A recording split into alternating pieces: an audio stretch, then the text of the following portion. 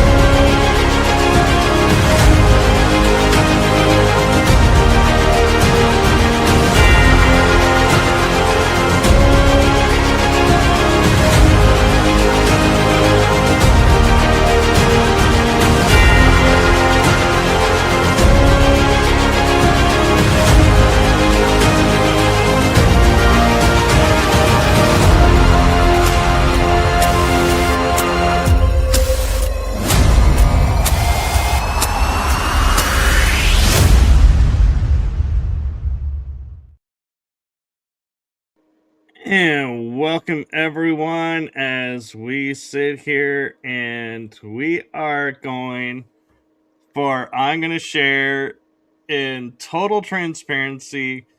I messaged Julia and said, you and I have the longest episode, and she messaged me and she goes, "Oh, is that record still holding?" And I said, "No, unfortunately you got beat out by 2 other people." And she goes, "Can we set the record?" So let's tonight, try. Yeah. That is what tonight is all about. We are always talking about disclosure in different aspects of our lives, the SSP, the breakaway Oracle deck. And so tonight we have unfiltered, unlimited access as long as Julia is willing to stay available and I can stay awake. We are going to set a record, and probably I would say if we set it right, it's going to be one that'll hold probably for at least the end of the year into next year. So wow. So my guys are calling this the Marathon Haven. Yeah, I was seeing that earlier, and I was like, it is going to be a marathon. And I just want to take a moment and say thank you to Wizard for joining and everyone for coming in and joining us and sticking with us for as long as you can. I know it's been a long day, and so we are going to be talking all about this. So, in other words, bring your guys' questions about disclosure, TV shows, movies, books if we may have come across it. I'm not going to speak about Julia's reading habits, but I know mine are, I'm behind in books. Yeah, me so too. Me too. We are going to do our best, and with that, I am going to say, Julia, why don't you introduce yourself for tonight's marathon run and start us off. Normally at this time of day, I'd be saying that I'm AnchorHaven and this is the Mystical Wellness channel. So we're kind of like on the brother channel right now. So I am an experiencer, a mystical wellness guide. I am a sound practitioner, access consciousness practitioner, master crystal therapist. I do have some sound and crystals here with me, so I'll kick that off in a second. And I'm an Akashic Oracle Weaver, like a timeline weaver. So we will do some readings when we get into it. WFW means woo fucking who? And this is this has come from my channel with Eva Pico and Igron have brought that into our awareness, and now it's a bit kind of like when anything's awesome, that's what we do. We do WFW in the chat. So if you guys see that, that's what we're talking about. WFW. I've got mugs made at my merch store and stuff like that. I'm going to get some t-shirts made as well. So hey everybody, thank you so much for joining us in the chat. Let us know where in the world you are, what's going on where you are, and if you've got any questions, yeah, pop them in there. Please keep it respectful. I'm not going to be answering anything too personal in the first hour. We will see. And but yeah, no, I'm open to anything. I have no filter. I really don't. It's 5:40 a.m. here in the United Kingdom. I'm in the northwest of England, in the Liverpool City region, and that's exactly the same town where Venus Safarik is from. So you've got two Scousers on the channel on the same day. That's so weird. And I was saying to her, what are the synchronistic odds that she and I were originally scheduled for Monday. She asked to do today. And not only, you know, both from the UK, but both from the same town. I'm like, that's rare, because it's you like, cannot script this. People in my chat who are from my hometown and who just happen to be in the typical skeptic kind of disclosure crew. But me and Venus, I only met Venus in November last year when I was hosting a pagan festival locally for Wirral Pathways, and Venus booked in. And I don't even know how she booked in, whether it was like legacy booking or something like that. It was so weird. And then she came and she did readings at the event, which was awesome. And then like not even 3 weeks later, she phoned me and said, Miles has told me to call you because I'm coming to bases and we should travel together. And I was like, okay, well, you share my room and you do the driving, and you can stay in my hotel room, no problem. So yeah, so then we had like this long drive down to bases together. And in that journey, Miles phoned me like 5 times, just like, rah, rah, rah. She'll put the phone down. She's like, what is going on? Yeah, it's just Miles. Just get ready for the conference. So yeah, so Venus is there, and she's going to come back to bases hopefully in November. Because she and Brad Olson are an item. So I think she's in America right now, since she with Brad at an event, which is super cool. Yeah. Yeah, and I just want to take a quick moment for a little bit of homework. If you want to air this on your channel, you can link it up, because we didn't link it up before we started. Yeah, I can't actually... because it never lets me do it because I'm on my phone. But because you've got 2 streams going on, you've got a vertical and you've got a landscape. So some people are in vertical and some people aren't. So that's why I'm in the landscape screen on YouTube. So that's where I'm chatting. Terry's just found us. Where's Silcola over here on the landscape? So yeah, you guys, there's 2 streams running at the same time. If you want to jump into the main one, which is a landscape view, and that would be WFW. So our other thing is Bar Ra, which is the Black Sheep Rebel Alliance, which is our crew. Basically, we are the Bar Ra. So you'll see that in the chat from time to time. We're so nerdy. How do you get to join the Bar Ra? Oh, just by being freaking awesome and coming in on morning lives, just by being part of the AnchorHaven team, yeah, and contributing in the chat. Then you are Bar Ra. You're a Black Sheep. You're in our Rebel Alliance. Yeah. Well, I will say we have... Dom Livy, how are you? We have the UK. We have Tasmania checking in. Who's in Tassie? Rachel Kyle is in Tassie, or is she... I'm not too sure. Rachel Kyle, Tasmania, Australia. Yeah, oh, yay. So I have a mixture of Americans, Canadians, Aussies, and Euros, and UK, all in my AnchorHaven crew. So that's super cool. So this time of day, we started to do live stream this time of the day, basically because it was the only time when Rob at Typical Skeptic wasn't live. Right. That's why I started to do this. And at the time I was on like 300 followers, and this is a few months back, and I thought I'm going to try and commit to going live every weekday and let's see what happens. And you know, we've been loving it. We've absolutely been loving it. So for me, this is like our mystical wellness time of coming together, showing up for one another. You know, we check in with each other, we do some cards, we talk about topics of the day. We might say, I've watched this podcast, you guys should go and see that, or whatever. So it's a great time of the day to connect in. And Matty West, good morning. So Australia. what I normally do on my channel at this time is I would normally read out every single chat, but we're not going to do that on this stream. It'd be far too distracting for me to do that with you here. But when it's just me and this cat in the chat, good to see you guys. This is the Marathon Haven. She's found the chat. Awesome. Yeah. So, but you can ask me anything, Mike. I don't mind.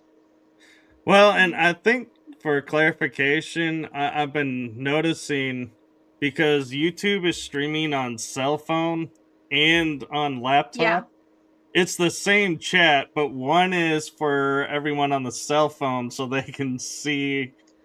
And so it's not really two. It is on the laptop. I'm only seeing the vertical chat. I'm not seeing the other one. So when you put things on the screen, I'm like, oh, where's that person? Oh, they're on the other stream. But in StreamYard, it all merges together. That's all. But for me, it's separate. So I'm on the landscape view, guys. Yeah. So yeah, I just wanted to clarify. So as people are coming in saying there's two, it's really one. It's just two different versions, and I can see both here. So with that being said, I am kind of curious. Is it okay if I do the bowl? Is it okay if I just do energy clearing? Yeah. Can you hear this? Yeah. Yeah, okay. So just going to call in our guides and guardians of the highest light and resonance in true benevolence with no conflicting agendas, asking that any information shared today is 100% truth and neutrality. If we do readings as we go forward, it's always for your highest good. You're free to accept and reject any information or healing or anything that we share. And we don't have moderators in the chat. And I have been getting a lot of free advertising lately from some other channels. So just letting everybody know that you can just click on any messages that are unwanted and report them to YouTube. You can do that and it's gone. Yeah, so don't worry. But I know my guys are on it like a car bonnet. And normally I have like 12 moderators in my stream, you see. Like everybody's pretty much a moderator. But we're going to do an energy clearing. Yeah. I do have an announcement. As Venus pointed out to me as well, I am going to do something totally revolutionary and out of character for me, and that is accept Julia being a moderator to my channel. Thank you so much. That's so cool. You just need to click on my name and it'll give you the option to do that. But shout out to Missing Time 420, who's my top mod, and top mod over on Typical Skeptic. So Jason will be in like on it in the chat, even though he doesn't have his wrench. He'll still just be like reporting anything that comes in. So that's cool. But thank you, Mike. I appreciate that. Yes, and I am going to put full faith in you to create a team that you. Yeah, me and Jason work as a team. Me, Jason, and Woo, we work as a team. So if you see us together on a thing, we generally like balance out. Yeah. So yeah, you'll have to teach me how to make moderators. You just need to click on the name. There's 3 dots there, and you'll get the option to add as a standard mod. Yeah. Okay, guys. Here's the bowl. The energy feels quite clear, which is good. It's actually not letting me. You have to do it on YouTube. Oh, I'm not on YouTube. See, this is how much of a novice I am. You're very professional. I love your intros, everything, but I have to cut them out when I share to my channel. Okay, guys. The energy's quite clear over here. It's pretty good. But I do have with me today, I have my Shungite pyramid, and I have I've got 3 skulls with me. I've got my obsidian skull protecting me, kind of bouncing out any nonsense, and I have got my dragon, which is my garnet dragon, which is my badass dragon. He is like my top dragon. Yeah, so he is super cool. Yeah, he's awesome. And then I do have a little quartz scully here as well, which is just behind. Yeah, that's awesome. So so cool. WFW, everybody. I am like way behind in the chat right now because I realized I got to go on my phone to do YouTube. Yeah, it's okay. They're just chatting amongst themselves, which is awesome. So welcome in, everybody. Thank you so much for joining us in this early AM stream, which is your late night, my early morning. I know. So yeah. So this has kind of become like a standard.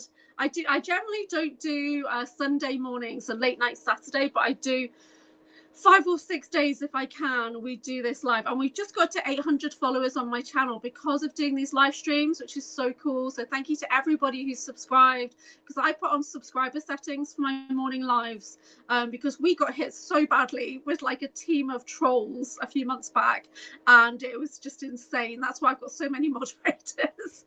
When you're in vertical mode, you get bombarded. Bombarded is the word. Yes, I've noticed that. Yeah. They all seem to be on their cell phones. Yes. Yeah. Yeah. But it was a coordinated attack. So it was like the stream just flooded with messages one day, and we were just like baseballing it out. It was mad. So what's been going on with you, Michael Kopf? I have been doing shows, and I started writing a little bit, and I got advice of, because my writing so I sent my roughest draft to a friend to look over, and one of the pieces that I got of feedback was, yeah, maybe you should take a step back because this is not flowing and it's all scattered. And I was like, I had to remind my friend, yeah, this is before I get it ready for editing and do the transitions, so I haven't put that in yet. It's gonna be a little scattered, but yeah, I also know I'm jumping around a lot, and so I'm like, yeah, probably need to take a step back, because I originally started writing it because of an event that recently happened in my life, and so I was like, yeah, let's write. And I got a lot of that in, but then I think it's kind of interfering with my processing and doing what I need to do with that. And so I'm yeah, and how many books have you got out now? I have 5 books out, 3 in the works, and wow. The funny thing is, I actually was looking at how I designed everything. Is my first was a 4-book series. Then I have a trilogy I'm working on, and then I have a standalone book. And so I'm looking at going, I need a 2-part story. And then I could sit there and say, I've written a standalone, a 2-parter, a trilogy, a series. Yeah. And a friend goes, what about a screenplay? I was like, I don't know. Ooh. That may be in the works too. So that's good. So I've just finished writing the Breakaway Oracle guidebook, like supposed to be the mini guidebook. That's like a free PDF. And it was 82 pages, 15,000 words for the mini guidebook. So I've managed to finish that off, and then I'm transferring that into an official guidebook, which is going to be expanded.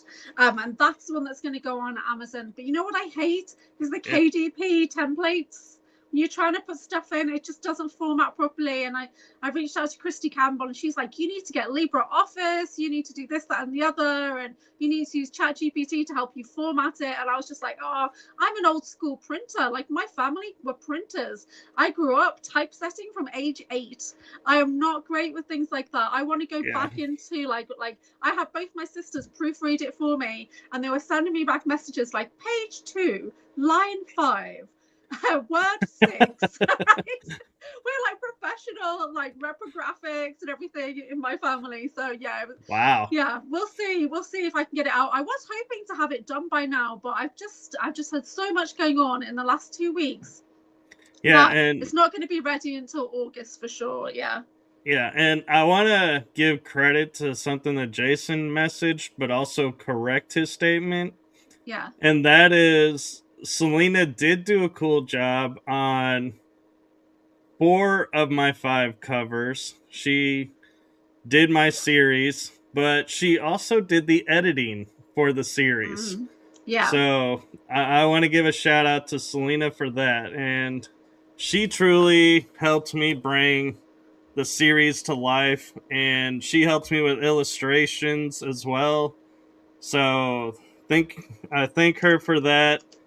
The standalone book, well, actually, the book that I wrote, that's the first one of the trilogy, I actually did the cover, and my mom edited that book because Selena was busy with stuff. And so I'm also happy to announce that I have been talking with Selena, and she has agreed with everything that's going on that she will return as the illustrator, editor, and book cover designer. She had a house fire. It was devastating. Yeah. Oh my word. Yeah. I was like, and the worst part is, it was the neighbor's side of the duplex. It wasn't her side, but her side was smoke damaged, and they were like, yeah, it's not livable. So she still had to find her own place. And no, so I think it was for the best. I think the energy, Jason said, is better in the new home and everything, so that's good. Sounds like they're getting settled now, which is awesome. And shout out to Jason for going and helping her. That was really cool of you. Yeah. And I love when the community gets together and like supports one another. But it's just too far. I'm sorry. Oh, come on. You could have swam across the pond. Yeah. Yeah. So, she died. Oh, yes, she dyed her hair. And then she had to leave the house with the hair dye still on. And do you know how much that can burn your head and stuff like that? Oh my goodness. So, I'm actually going to share something with you that I have not shared on any shows. In my 30s and really early 40s, I was known to, in the summertime, grow my hair long enough so that I could color or highlight my hair. So I do know about coloring hair and how you have to have specific shampoo, specific, stuff for the hair to keep the color in. Photos. I did blue, I did purple, and so this is the funny thing with my stylist, and I say stylist because I've gone to the same. That's why he says it, because he knows it winds me up, and I'm gonna laugh at it every time. Well, that you spent 10 years with somebody, and then you're stylist. Yeah, okay, sorry. It's over 20 years actually. I've known him for 20 plus years, and he would sit there, and he's the type of hair person that he's like, okay, if I do this, you're not going to see it, so let's not waste your money. And so I was like, okay. And I was like, I really want to, so. Have you ever been, like, bald? No. I have done, though, the military flat top, but I've never been bald. What about a mohawk? I did do a faux hawk, which is where I had short hair on the sides, but I would pull it up and it would make like a mohawk on the top, but I still had all the other hair. Yeah. And so that's why I call it a faux hawk, is I use the hair to pull up and make a mohawk. So I've not had that, but one of my alters, Jet, that's how she has been seen by Ivan Teller. And then he created this mini movie series with her because she's got a pink mohawk. And when I watched it, I'm watching this thinking, this is so familiar. This has got to be me. And then a unicorn comes on the screen, and I was like, that's definitely stood it on me. And I got him to admit it live on Typical Skeptic that it was based on my alter Jet. So that's super cool. But I've had my hair in everything. So if you watch the Orphan Black TV show, I've had every single one of those hairstyles. And that's one of the reasons why I knew that was me. Because even at 17, I had dreadlocks. You know what I mean? I've had every single color, single style, except going bald. I've never gone bald. Yeah. I used to have a tail. And it would be just the back of my hair. And it went down past my shoulder blades. And I had a funny moment where I was in the shower and I'm like going, wait, my hair is too dark. What if I lighten my hair first? And so I go to my hairstylist and I go, hey, curious question. If I make my hair gold, can I then make it purple?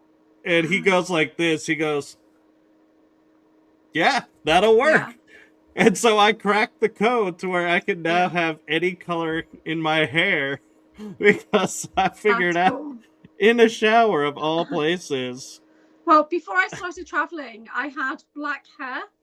And I thought, well, I don't know if I'm going to be able to maintain this when I'm traveling because I'll have like no money coming in. So I had to go through 6 to 8 weeks of lightening my hair at the stylist. So we took it step by step to get it back to something that was a bit darker than this, like a brown that I could maintain when I was away. Because I had it cut short as well to kind of get rid of all the black. So yeah, it's a process. This is my natural hair color now. There is some gray at the front. The gray is there. You see when I've got my hair braided, you can see the grays coming in. But I'm 51 soon, so it's doing all right. One of my sisters went grey when she was in her 20s. So I was 28 and I started going salt and pepper, and I like literally was like going to my stylist and saying, what is going on? What do I do? And he's like, well, we can color it if you want or let it stay in. And so we decided to start coloring it, but I still remember though, you know, you talk about being like coming, I think, did you say 51 soon? Yeah, in November. We're not that far apart in age, actually. Now, I think. Yeah, I'm closer to 51 than I am 50 now. Yeah, you and I are in similar close age. We're not that far apart. You're younger than me. Not by much. Not as much as you probably think. Oh, thank you. I've just got the mod come in. Thank you. Yes, and I made you managing, and I put Jason as a standard. So oh, perfect. Yeah, Jason is managing mod on my channel, so when there's words that need to be blocked and stuff like that, he does that for me. So that's pretty cool. So I can go nuts now. Thank you. Only joking. No, Jason, everything I know about moderating I learned from Jason Missing Time 420, so I just do whatever he does. Hey, and what I learned from moderating, I learned from you and Jason, so yeah. I don't know.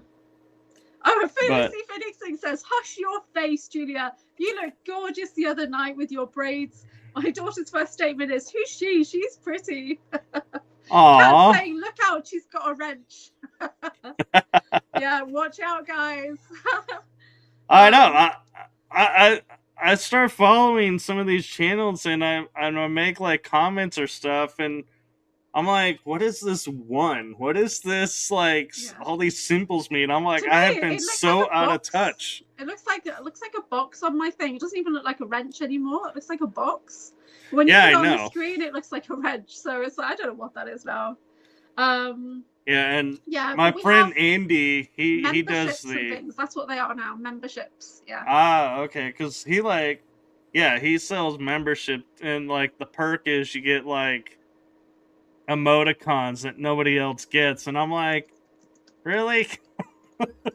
I kind of laugh at that, and I'm like, yeah, I think I'll stay as the membership that I'm at, but it's yeah. So all I'm gonna say for the chat room now is have fun, y'all, because now you got Julia watching everything. Yeah, well, now I've got power. No, I'm really joking. No, wait, honestly, Jason and I, and Woon, everyone, we try and be very diplomatic. So Yeah. have your say, get it out, that kind of thing. But if Is you're Wu really a moderator? off topic, hey, not yet. Oh, I was gonna Wu's say. not here yet, but he is on mine. He is on mine. So if you see him come in, Wu's a great moderator. Jason and Wu, they moderate on over 30 different channels. They really do. So whenever you see us anywhere, I moderate in like 10 channels. We're basically working. We're watching and working. So we're a top fan, but we're working. See, and we're actively monitoring the chat all the time. Yeah. In all honesty, Julia, you can back me up on this. She has asked me before to moderate, and I keep saying, you are moderating so much. How would you have time? And I keep talking to her, and she's like, no, we can do it. I'm like, but you're on TSP. You're over here. Every single live. I'm not on TSP all the time right now because I've got projects coming in, so I might drop in and out. We also ghost mod, so you might not see us, but we might just be like flicking in and out of different streams and stuff like that. And there's some channels where I'm not a moderator, but I do ghost mod over there, so I'll just flick in and out to support somebody, and then if I see something, I just report it to YouTube. Yeah, so there's a bit of ghost modding going on. I just realized something. Mm-hmm. You're only moderating my main channel. You're not on my sub channels. I'm just moderating Michael Kopf's channel, yeah. Yeah. Not your Tetsu, Ritsu, whatever. Tetsu and the RTTU channel. Yeah. I have three. I have the 2 show channels, and See, Jason is mod now, and he can put in clickable links. Yeah. That's one of the main differences, is that mods can put clickable links in the chat. Yeah. Yeah, so that's good. Jason's fantastic for links. Yeah. Yeah. I love his comment though. I'm pretty sure everyone is subbed, but here's her channel. Yeah. And I gotta say, you know, the 2 of you is like so fun to watch too. It's like I get distracted sometimes. I'll just, when I'm on stuff and you guys are going at it in the chat room with stuff, I'm like, what's going on over? Wait, no, I gotta focus back over here. Sometimes I'll see something that may be inappropriate, and I'll wait to see what Jason does. I'm the same way. I get back too clicky, especially with super soldier shows. Like if there's John Whitberg or Drago Reed or Nuskin or somebody that I'm quite like close to in the super soldier world, I will like be like on it. Like anything remotely negative comes in, I'm like, get out of here. Yeah, so no need for negativity, really, is there? So yeah, I may have to find a way to get Jason my link tree, because then he would have all of my links. Oh, no, Jason will find it, don't you worry. That's his specialty, honestly. We're all trained in surveillance, so we literally like scour whatever. It's like, yeah, don't worry, Jason will find everything you need. If you've got a link tree, he'll get it. Yeah. You know, I'm loving the fact I'm trying to, I got a smile on my face right now, but that statement really has me creeped out. Which one? The surveillance one? That you are like, we will find everything. Oh yeah, we will. Seriously. To the point of if somebody new comes in the chat, we generally check their channel. Yeah, and if there's somebody that's saying things in the chat that's like getting attention that's unwanted, we straight away check their channel to see when it was formed. And if it was in the last couple of days, they're out of here. Yeah. Yeah. Right? Because if it's then it's just like they're just bringing in like extra channels so that they control. No, we're not having it. Yeah. Get out. Yeah. So little tricks of the trade that I learned from Jason. Yeah. One thing he also does is when he puts links in, he removes the tracking code from the links because we've got targeted individuals in our community. So when you go to share a video, YouTube puts on a tracker on the end of the link. So Jason trained me to remove those and paste the link. Yeah. Is that what those numbers and letters are at the end? Yeah, it's tracking you. Yeah, I've seen those, and then I've gone and I'm like, wait, what? And be like, no, that's not the link. And then I'll go directly there, and I'm like, it's not there. I'm like, so this is the link. You right back. You cut it right back. You just remove that extra and paste it in. Otherwise, they're knowing where you're coming from. They're monitoring you. So Jason's really on it. Like he's really considerate about that kind of thing. Yeah. Yeah. Yeah, and so hold on a second. Felicity Finishing is saying, just got to watch out for a Code Brown show. So this is not a Code Brown show. There will be no Code Brown talk in this 3-hour marathon, unless it's right at the end, because we're all so tired that we're talking that much shit that we're sharing stories about Code Brown. I'm thinking like. It happens occasionally. People start to talk about their Code Brown experiences when it's been like, I've got to go kind of experiences. But we're not doing that in the first 3 hours. We'll save that for the last part of the show if we get that desperate. Because sometimes there's so much shit talk that I've had to put a Code Brown thumbnail on my screen. Yeah. It's been so bad. No, he got my link tree. Of course he did. It's Jason missing time for Audio. He's honestly, that's why I call him top mod, because it doesn't matter what channel he's on, he's the top mod. Yeah. He's so good. Yeah, trophies in the chat for Jason. And I there are times where I look at stuff and I just copy and paste because I'm like in a hurry to put their stuff on. And other times I'm like, no, that's not right. And I go and copy and paste directly from where I put it. Or I go and try and find the direct place. And so I'm curious, if you've had time recently, is there any show that you've seen where you're like, this is totally disclosure? You know what? I don't actually watch that many channels that you probably don't watch. So I'm either on Typical Skeptic, which I've been a bit absent, been a bit AWOL. I'm on TV. Oh, on TV. Oh, right. Most of my world is podcasting right now. What have I been talking about recently? Guys, help me out. What have we been talking about recently when it's like TV stuff? So only so much is in my awareness at the moment. So yeah, let me think. What have you been watching? Tell me. Yeah, because I don't watch Netflix or anything like that right now. I don't have. The last thing I actually watched was on the way down to bases. I was watching the Halo TV show. That's the last thing I watched. Did we talk about that? I watched because John was doing a review on it. So he said to me, you must watch season 1 and at least the first 4 episodes of season 2. So I binge watched it on the train through Wales, England to Wales, back to England to get to bases. And in the first 10 minutes, I literally messaged John and said, WFW, like, whoa, like my mind was blown, because they even just seeing them running through, you're just like, oh my God, I've literally got memories like that. Right, so Halo TV, So where did you get up to with that? I've seen everything, and I am pissed off because Tiffany has informed me they are doing season 3, but Netflix owns season 3, and I don't have Netflix. Okay. So I'll have to wait for it to come on video. Yeah. But so I resonated with the character straight away. And where's Nathan Fox? So Nathan Fox was the only person who knew which character I resonated with straight away, because you wouldn't expect it. And actually, I see you as the sniper. Okay, thank you, but that's not me. But straight away I knew who I was, because I looked exactly like that when I was 20 years old. I had short blonde hair. I used to dress all in black with like a little black jacket and everything.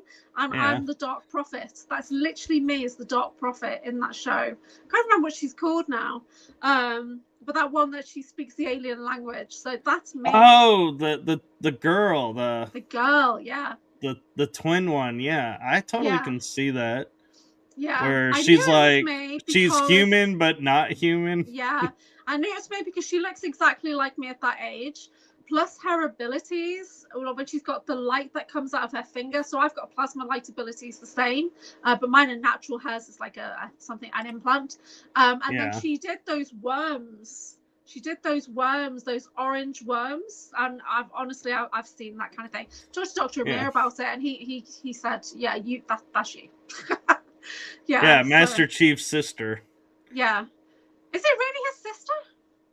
Well, that's what they're making. that's what they're making it look like. He goes to bed with her, right? That's not his sister, No. right? The one from the dump, and then she gets picked up and taken. I didn't think that was his sister. I don't know. No. It's they both were taken, and they make it look like they're brother and sister. Yeah. And they're watching. I don't remember them getting they did have a romantic scene, which I thought was like, why is this even in? Like, get out. Like, apparently I missed that one.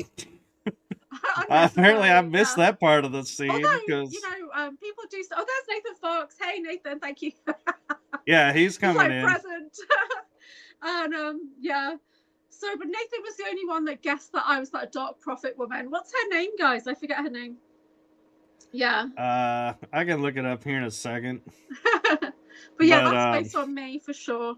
But the main character, Master Chief, that's like an amalgamation of all super soldier, and the same for the female one. They're just like, that's just representing all of us. But the dark prophet woman, that's directly taken from my altars for sure. I see how with a bioweapon with a green type of cylinder on top of a gun that doesn't work like a standard operating gun. Not sure what that is. So they're saying he doesn't have a sister. Says, yeah, the character's called Maki. That's it. Yeah, Maki. Yeah. So I'm sitting on the train, messaging one of my mates saying, "What the actual," right? And then I'm watching this like surrounded by people, like going into like overwhelm, like oh my god, watching Halo, trying to integrate that on a 6-hour train journey. But it was fine. Yeah. It was exhilarating actually to be able to see things. And there was a moment where he walks through the battlefield and he's got that AI woman in his head and he's seeing her projections. And that, I said it in my talk at Basis, that's the closest of what I can describe the connection that Drago Reed and I have when he's on the battlefield and I'm on a ship and I'm sending telemetry. We have a shared vision that's not dissimilar to that. Right, so I'm not AI, but we're linked in. So we're both seeing and we're sending out these concentric circles of energy, like mapping the battlefield. Yeah. So that's the kind of dyad bond. That's what I was talking about in my presentation. That's what makes us different to just, trauma twins working together or whatever. We literally sync the energy to power up that kind of power, that ability. See, and what's interesting is for me, the character I relate to, and it's for three reasons actually, is Master Chief, and it's not the reasons people think. Okay. So the black Nano suit that's in the intro, I'm like, I recognize that. It's like the first time I saw that in the promo intro, I was like, holy hell, they have our suit. And it's like, and the way it comes on, and yes, I did say Cortana, and that is the second reason. That's right, isn't it? The AI woman, that's Cortana, yeah. Is Cortana, and I have memory of having like a version of something in my head where I could see what's around and hear and be like, get help about stuff. And the third one is when he would touch the ancient stones, they would light up. And I remember having that ability of my energy activating stuff. Yeah. And so that's where I was like, I know I'm not Master Chief, but those three things, those three parts, I was like, yeah. Yeah. Like you're saying, it's amalgamation. We can all resonate with Master Chief, and was it Kai, the female super soldier? We can all resonate with both of those. There's going to be aspects of the things they do and say and look like we know that we've been like that. But do you remember touching artifacts then? Do you remember specific artifacts? I do. Yeah. And it would be like certain things, like I would touch them and they would feel like they came to life. And it's like, yeah, you had to have a certain aspect to yourself to operate this. And I even you're gonna laugh at this, Julia, but Mhm. I would always imagine like I had a pistol on my side, but my sidearm was DNA coded to me. So Yeah, anybody who picked it up could not use it, but then like I would pick it up and then boom, they're gone. And yeah. I'm Well, like, I yeah, know New you don't. Skin has mentioned that. New Skin's mentioned about the DNA encoding on weaponry on one of my shows for sure. Do you see that question about who would you rather be, Batman or Iron Man? Oh, I just now am seeing that. That's a good question It is. because Iron Man is a billionaire, but he's got this device to keep him alive from shrapnel. Yeah. And so I totally, like the dichotomy of both being billionaires. One Yeah. that uses his brain and one that doesn't. But the one thing that I will say, though, that I always found extremely odd is Batman, if you take away his utility belt, it's kind of useless. There's that He's like movie. he's good with the fist fight, but Yeah. beyond that, or to solve a puzzle, Yeah. but otherwise, it's like he's just space on a board, so to Yeah. speak. So Where in that Iron Man, movie, he's he got goes to like get the he could Flash. fly. Yeah. So he goes to pick up the Flash, and Flash says to him, "What's your superpower?" And he goes, "I'm rich." Yeah, That's his superpower. I love that line. It's classic. no, But I yeah, you take know. away. Although they did take away his utility belt with that latest one that they did with Robert Pattinson. He had no tools, no gadgets, no nothing. It was really shite, to be honest. And they filmed a lot of that here where I am. Yeah. I'm gonna be honest. I never watched that one because I Robert don't even know or why he was the in it. guy that portrayed Batman, I was like, dude, you look like you are like brooding, and Yeah. Michael Keaton was like the brooding Batman. He was Nobody's Batman for gonna me. take that title. Yeah. So yeah, who's your favorite Batman? Is it Michael Keaton? So I will say I have two favorite Batmans. Michael Keaton is one, just because he's the original. That's who we all knew Yeah. in movie forms. He's my Batman. He is. Yeah. But I will say, and I know this is going to be a little controversial, but Val Kilmer kind of had the playboy, rich boy side of Batman down. Yeah. But it's like the writing, you had to work beyond the writing. It's like you had to look at their personalities. I was like, yeah, those two had the best personalities to the comic version of Batman, because you have Bruce as rich boy, playboy, just going out about town, spending money, doing whatever. Val Kilmer is a perfect version of that. Brooding, I would say Michael Keaton, but I would say the Batman, though, Batman as himself, I gotta give it to Christian Bale. Yes, he was pretty badass, wasn't he, Christian Bale? I think he definitely did things that the others couldn't have done, for sure. Yeah. He pushed the Batman beyond what people saw him as, and the horror that created him, but also the horror of what he had to survive and make the hard choices to do what other Batmans, I feel like, never would do or could do. So when my son was growing up, he saw the Iron Man, was it Iron Man 2, I think it was. He saw the box set for the DVD was this metal tin with the face on of the suit. And he was like 2 years old, and he wanted me to play it every single day for a long time.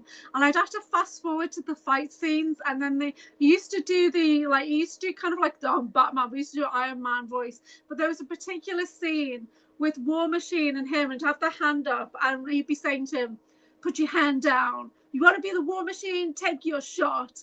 And my little 2-year-old dressed in an Iron Man suit that I had to get tailor-made for him, like a pair of pajamas in India. And he started, and I got him a gauntlet. He had an actual gauntlet that made sound. It cost me a fortune in India, it really did. But he'd stand there with this little mask on, put your head down, want to be War Machine? It's the cutest thing ever. It was so super cute. But yeah, for me, it's Iron Man all the way. It really is. I love Batman, big respect to Batman, but not the new stuff. And the weird thing about Robert Pattinson is, he's actually in the SSP. I didn't know that, but one quick thing about Batman, I'll say one last thing about Batman. And another reason why I put Christian Bale as my Batman persona is that scene when he is in the Batcave and all the bats just circle around him and he faces his fear. It's like he's freaking out, and then he realizes this can be my symbol of fear, and rises, and he starts to stand up, and all the bats are just around him, and he's like standing, and he starts to stand proud and starts to stand, and you're like, he is now Batman. He has just taken the mantle and just totally is like, this is it. Batman has arrived. Yeah. Batman's in the building. And he had the best one-liners, actually, I think, Christian Bale's character. Yeah.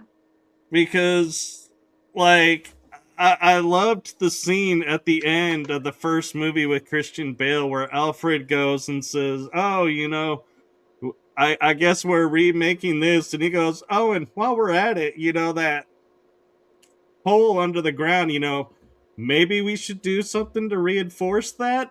And it's like, they're building the Batcave. Yeah. But the way he says it, it's like, that would be the perfect way to code that for anybody who's in construction, so they wouldn't know what you're doing. Yeah. The first time I saw Iron Man, I was in Malaysia. That's where I remember going to see it, because the cinema was practically empty. It was weird. And that was so good. And then when I went to rewatch everything back in India, you won't believe how much noise and people were standing and shouting. And I've never experienced anything like going to the cinema in India. Yeah, it was so good. Yeah, Nathan Fox is talking about bioweapons or bio-encoded weapons. Yeah, and... Yeah. And I always find it kind of funny because there are certain, like, weapons I can look at and without even holding them, I can be like, yeah, this works through this method, and it's like, I somehow know how to, like, take them apart, put them together. That's awesome. But, do you go, have you got a gun? You're in Texas. I am in Texas, and I'll just leave it at that.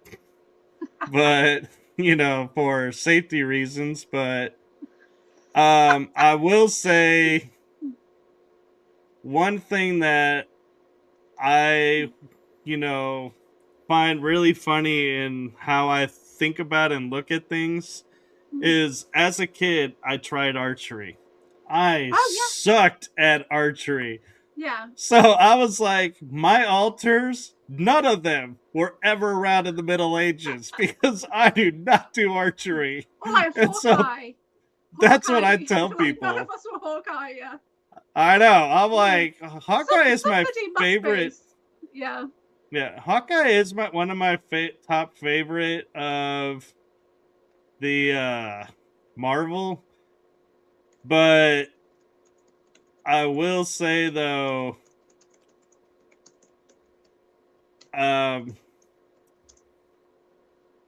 archery-wise, I think, though, the reason I wanted to think of archery was Robin Hood, because everybody grew up with that story, and that's what he was famous for splitting the arrow, and be like, how cool would that be? Because nobody can really do that, and it's like, yeah. But Eric has another Batman-type question for us, and that is, The best Joker is question mark.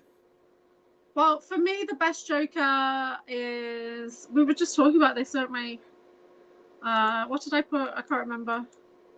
Checking the chat to see what my thing was. Oh, Heath Ledger. Heath Ledger was the best Joker by far. Yeah, he was. So yeah. I'm actually going to agree. It was just terrifying. I'm going to agree, but also disagree with Heath Ledger. Heath Ledger was dark. And so, yes, he did embody that part of the Joker, and nobody is ever going to beat that. But I actually have to give it to, and I know a lot of you are probably going to be like, who? And that is Cesar Romero in the 1960s, because he always was laughing. He always was pulling these gags and making the crimes out of it. And I was like, that's what the Joker did. And so I'm checking now. I'm checking. Is this from the TV show or something? Which one? Cesar Romero. He's a handsome devil. Yeah. Yeah. He was back in the 1960s. Yeah. And so chat is saying that I'm not supposed to ask if people have guns and stuff like that. Sorry. Yeah. We don't have guns here in the UK. I've got an air rifle and an air pistol. That's it. We're not allowed to have guns. We're not even allowed to have knives. Right? Yeah, and see what happened to your country. Yes. Yes. It's a mess over here. It's a mess. Yeah. Oh yeah, he was like the original Joker. He was scary. Yeah. Can't believe it's the same man. Oh my gosh. I know, and I know nobody's really talking about the penguin in there. Oh yes, but there's only one penguin. There's only one penguin, and that's Danny DeVito. Oh no, Burgess Meredith. Back in the original TV show. Oh my gosh. He had the walk, he had the like kind of laugh, and his pipe or cigarette sticking out, and he just had an umbrella for every situation and was like always had his top hat on, and it was just I had a hard time seeing anybody else as the penguin. But I mean, Danny DeVito, he did good. I'm not gonna lie, he did it, really well. Yeah. But I think if you look at the writing, if you ever watch the original TV series with Adam West, the lines and that the villains have are so much better than what we have in the movies. It's like it's kind of funny in a way, and I have had stalkers before, but I don't currently have any, and no, I'm not wanting any. Thank you. I don't have stalkers, but I'm getting a lot of free advertising at the moment from other channels. That's not a stalker.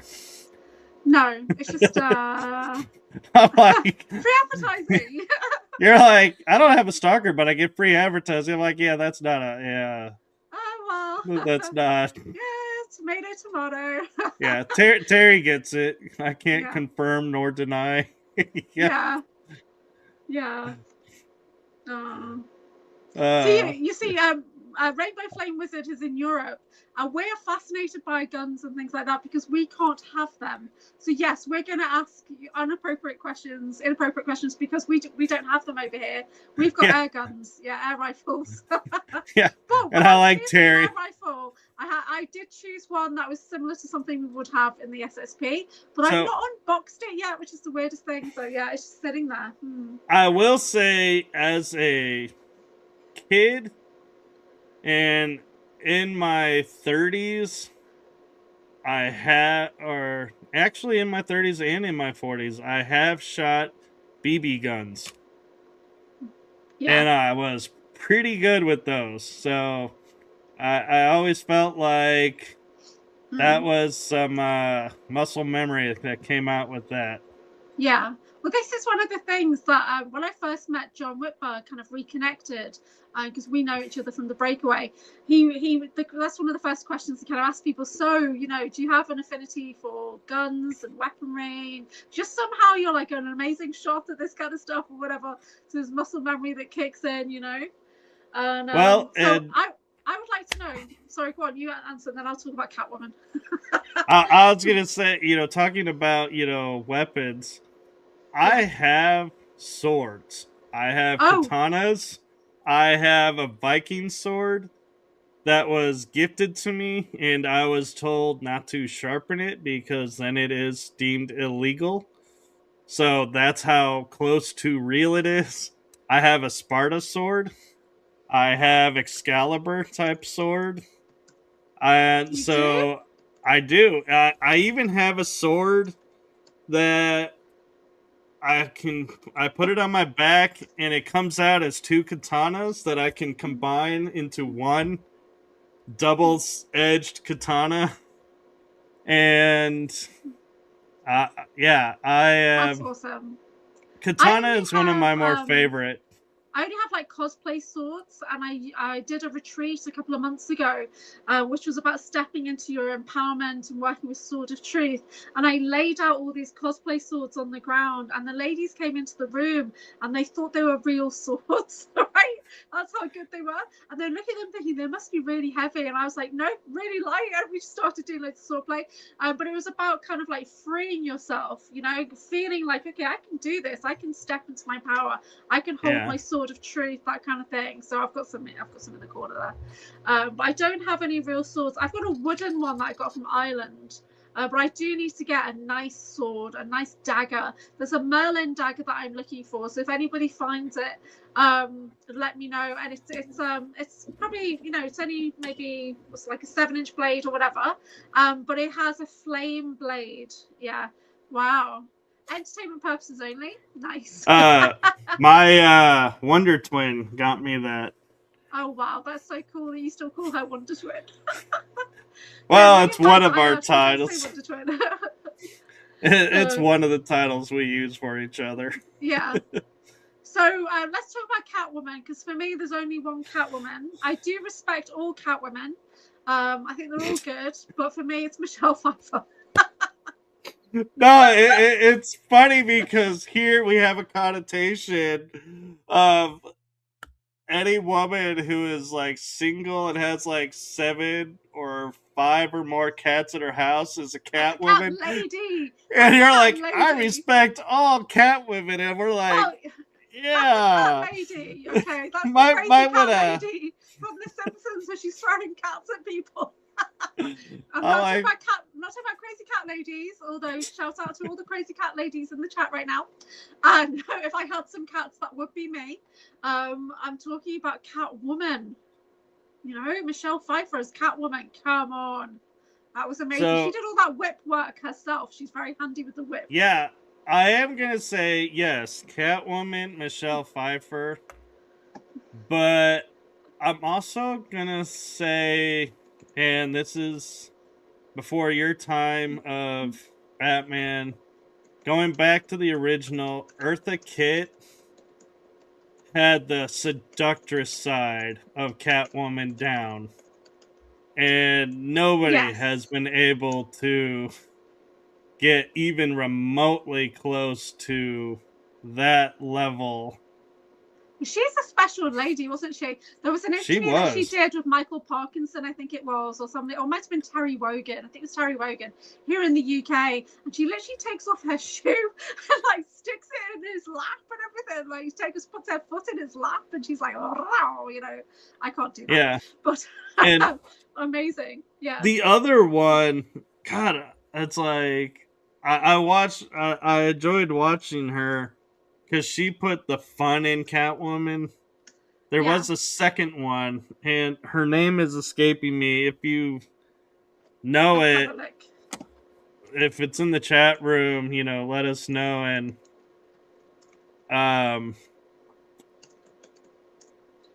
let me do a quick search on this. Julie Newmar? That's it, Julie Newmar. Okay. 1960s Batman TV series, 66 to 67. Yeah. There was 2 Catwoman. Oh, apparently there's been 8 Catwomen. 8. Oh, there has been, because Halle Berry did it.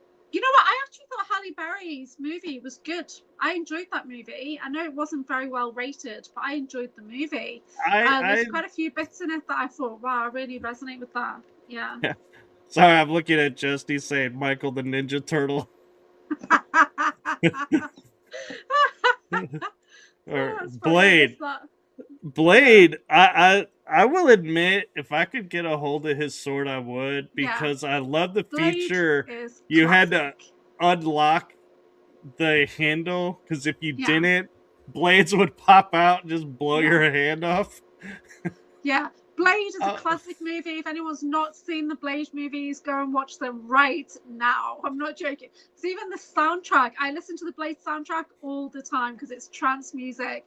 When they go into that kind of thing, they've got the blood coming down. Oh, although classic. I will admit, oh, hey, Woo's here. The last Blade movie, I'm kind of sorry. The one that where I might have missed a couple.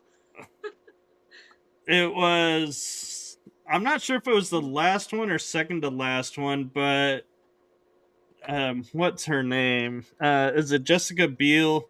She's like got these headphones in her ears, and she's like Whistler's daughter, and it's like everybody seemed really campy except I remember that. I don't think Blade. I've seen that bit. Yeah.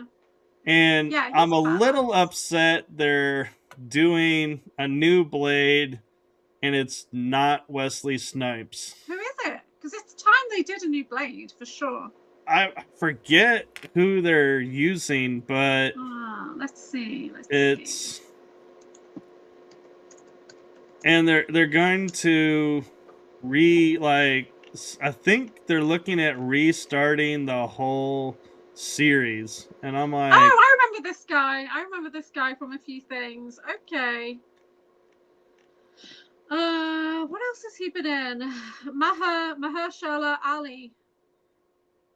No, that's the thingy. That's the woman. So who's the man? Jason, help me out.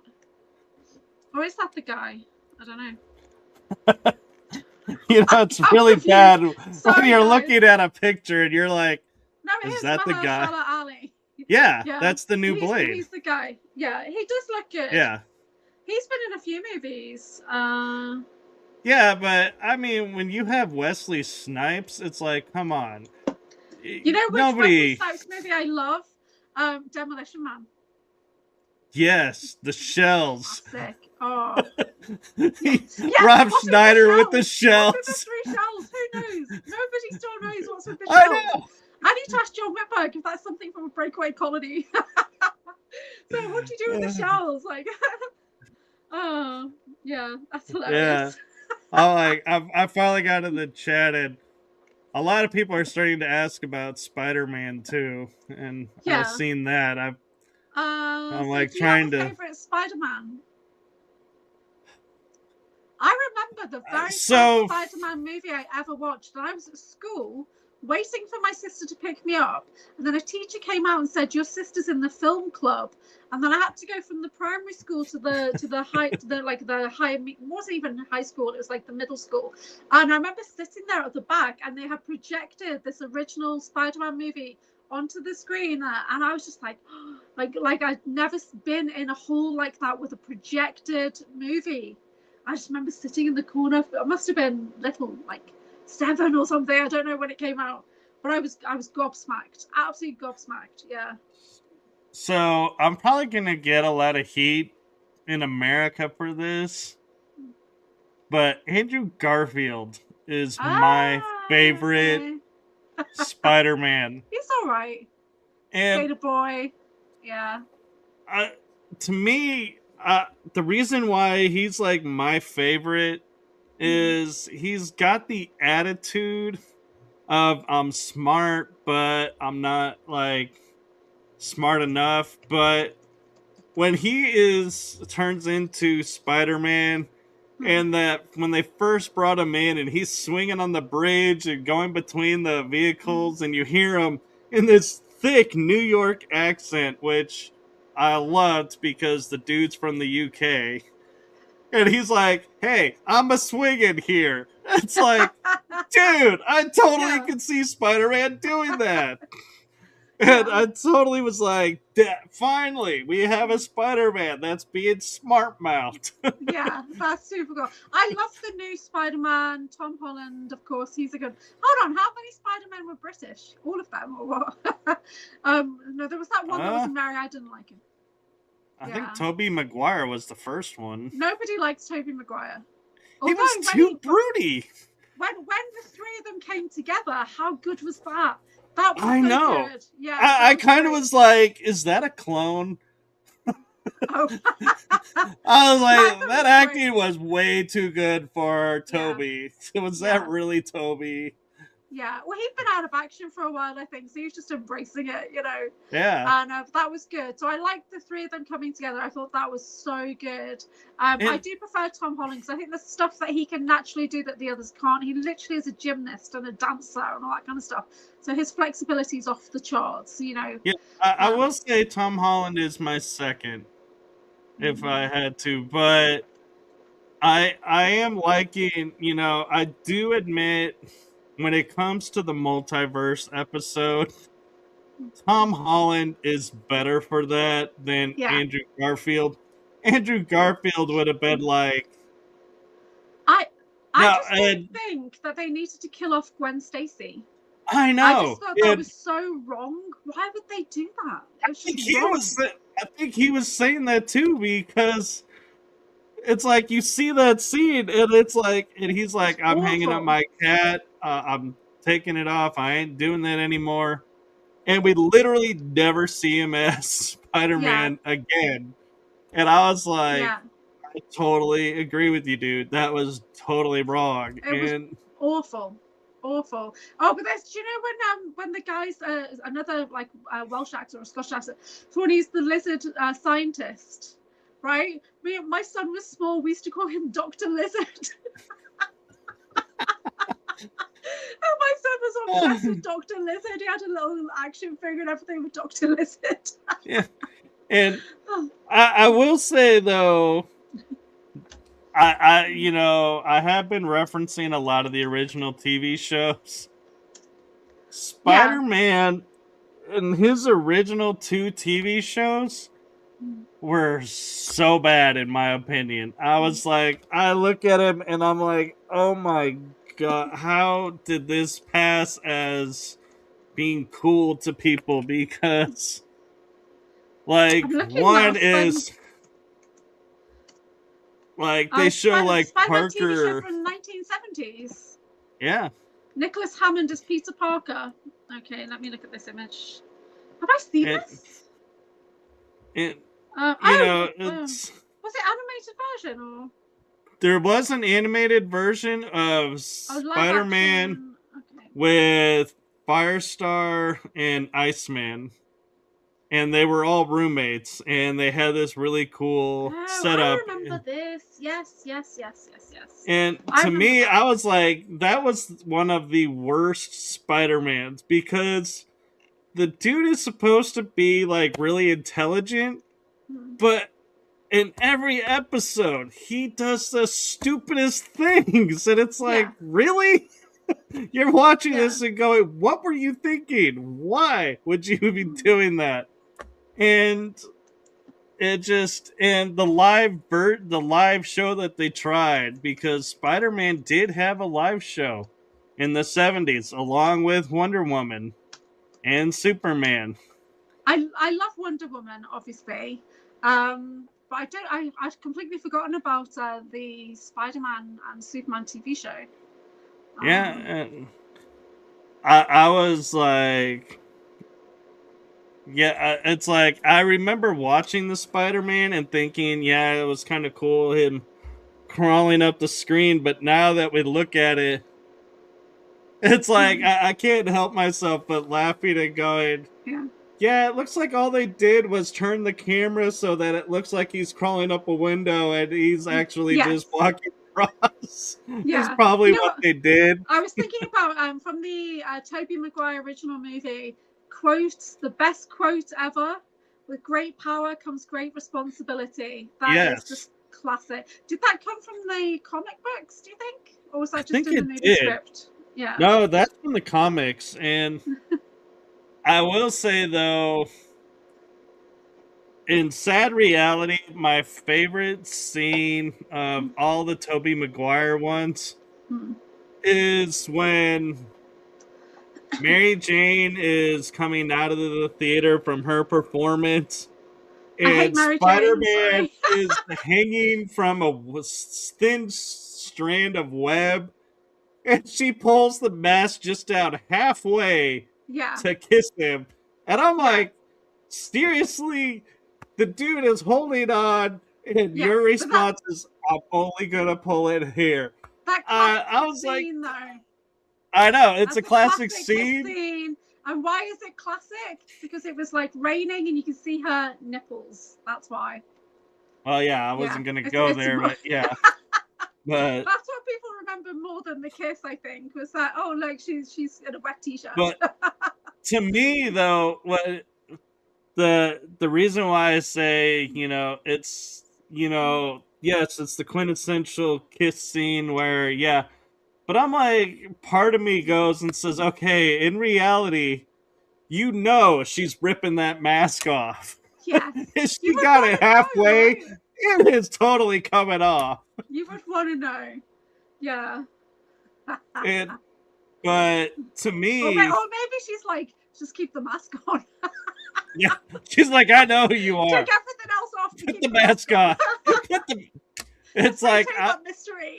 I was watching a Hogan's Heroes, and like 3 of them were with the Russian spy lady, and the little French guy takes his mask off, and Hogan takes his off, and the American guy goes, "Here, do you want me to take my mask off?" And she goes, "No, put it back on." And he's like, "Sorry." Yeah. We need a little bit of mystery, thanks.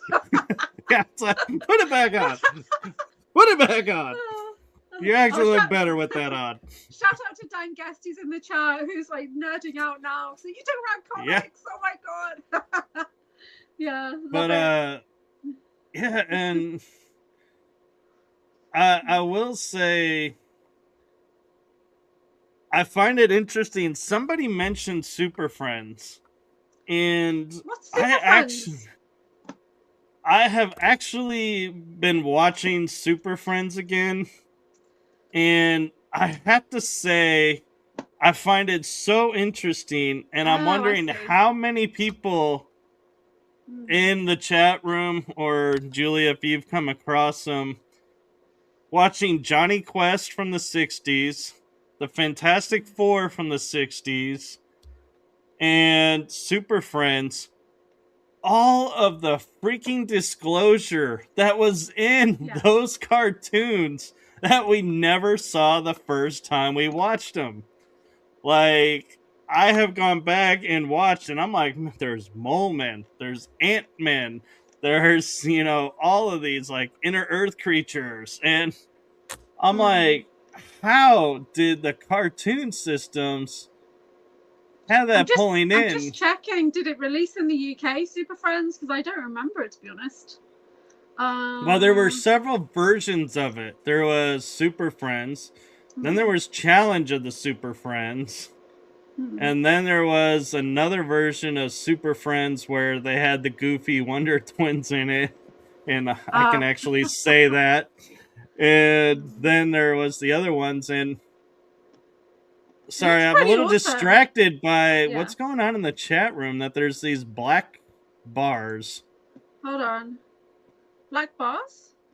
Yeah, it looks like I can see Wizard saying, I used to watch the 60s cartoons, then there's a space, and then it says Eric, Slyle. That one was for you. And I'm like... That's for Sokola, yeah. No, I know, but I'm like, why is there a gap between those two messages? I don't see the gap. I don't see I do. Yeah, no, it's fine. And it's kind of distracting me, because I'm like stuck trying to figure out, why is there Yeah, so Yes. Dan Guest is in the UK and he says we didn't get Super Friends on TV here. So there we go. So some Wizard of them Wickus says Wonder Twins powers activate. Yeah. So Yeah. I will say this about the Super Friends for all of you in the UK. Some of the episodes were really cool. They did a great job with them. Some of them, it was like, what were they thinking, and how in the world was this supposed to help revitalize if this was falling down or anything? And so Yeah. I'm gonna give my little spiel on the Wonder Twins since everyone's talking about the Wonder Twins. My twin and I, we spent like 3 or 4 nights laughing our asses off on the Wonder Twins because we went back and we started watching Super Friends where they were on, and we were like, these are 2 of the dumbest superheroes, and this was the reason why. They are in the Hall of Justice. They are being told there's an emergency happening on the other side of the planet. So they go, Wonder Twin powers activate, form of a seagull. And then she opens her mouth and her twin brother goes, form of water. It has to go into the seagull's mouth. And she picks up the monkey on the way and flies him to the spot where the trouble is. And I was like, the funniest thing about it was the guy of the twins, the male of the twins, always turned into ice or water. And it would be like, it didn't matter what the scenario was. And his sister would always turn into an animal, so it was really helpful. But there was one episode where she turns into like an eagle, and he goes in the form of water. And so Gleek, the monkey, goes and grabs a bucket so that they can carry off and go to the spot in water form. And I'm like, dude, did you guys ever think about maybe waiting until you got there and like doing this? Or he would be like, oh, someone's trying to escape. Well, I'm going to create myself as a sheet of ice. Yeah. Everybody starts slipping and sliding around, and the hero and the villains gets away, and he's like, I'm so sorry. I'm like, what were you thinking turning to ice? It's like, dude, really? That's what I was just thinking about the first time I ever saw anything to do with aliens. And we're here in the UK, we had a cartoon called Super Ted. Are you familiar with that? No. Super Ted and Spotty. So the Teddy was a superhero, and he had this alien friend who was just like a long thing with loads of spots on him. Dan will know what I'm talking about. You can Google it. But that was the first time aliens came into my awareness, and I was quite small at the time. And then I'll just laugh at your description. It's this long like thing. Long thing with spots on you. So, but after that, it was Alf, Alien Life Form. Oh, I knew Alf. Yeah. Alf in the 80s. That was a cool show. And the cartoon wasn't that bad either. But yeah, I don't remember the cartoon, but I loved the show. And how he kept trying to eat the cat. Everyone was just happy, like, oh, he's eating cats. Oh, that's so funny. What? Yeah, he lived in the garage, didn't he? Yeah. So he could get away with saying outrageous things, and everyone just thought it was hilarious in the 80s. Yeah. Yeah. Yeah. Yeah. And I'm like, though, I will say Aquaman on Super Friends, I'm sorry, he was like the second Aquaman? he was the second most useless superhero on the team, because if he was out of water, they're like, Well, yeah, we can't rely on Aquaman for anything. He has to be in water for his powers to work. And if he's not on water, then he's really has no benefit. But what do you think about the current Aquaman, Jason Momoa? So that's where I was going to say is the Jason Momoa actually is like my second favorite Aquaman. Yeah. My first is a toss-up between the two that were played on the CW shows. I think Flash had a version and Smallville had a version. But they were like teenagers and they were doing their stuff off the ground, on land. Yeah. But like feeling really cool when they got in water and like, yeah, this is who I am. And they weren't in the traditional outfit. Aquaman, though, with Jason Momoa, I love the story how they have him on land and he's just as powerful as he is in water. Yeah. But he does get a little bit of a boost in the water. Yeah, I think he really made that his own, didn't he? He really he did. Like, they rewrote the character on that one big time. And from the very first scenes where he's like in the submarine and everything, just so good, Aquaman. And I did like Jason Momoa before that because he was in Stargate Atlantis as Ronan Dex. Great character there as well. Yeah. Fantastic character. And yeah.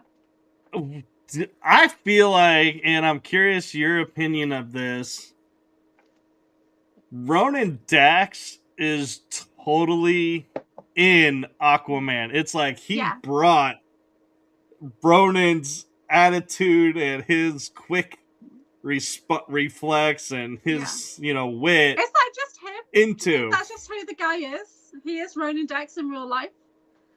Right? I would say it probably is. Yeah, he's just cool AF. He really is. Yeah. And there's not that many people that you'll see me go, who? And it's like, well, yeah, if I had a crush on anybody and I would want to meet them in person, it would probably be Jason Momoa. Yeah, it would be. Yeah. Sorry. Yeah. So, Jason Momoa, whoa, chicky, whoa. Who he can tickle my fancy any day, says Rachel. You got to do that in Australian accent as well. You can tickle my fancy. I can't even do it. Yeah, I'm trying to work on my accent. Hold on. I'm trying to work on my Texas one. You can tickle my fancy. That's more American than Texan, but yeah, sorry, it's getting there. My Texas, which is like, Lord have mercy.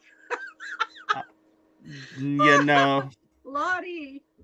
Oh, I can tickle my fancy. I can't do it. I can't say my in Australia. Hold on.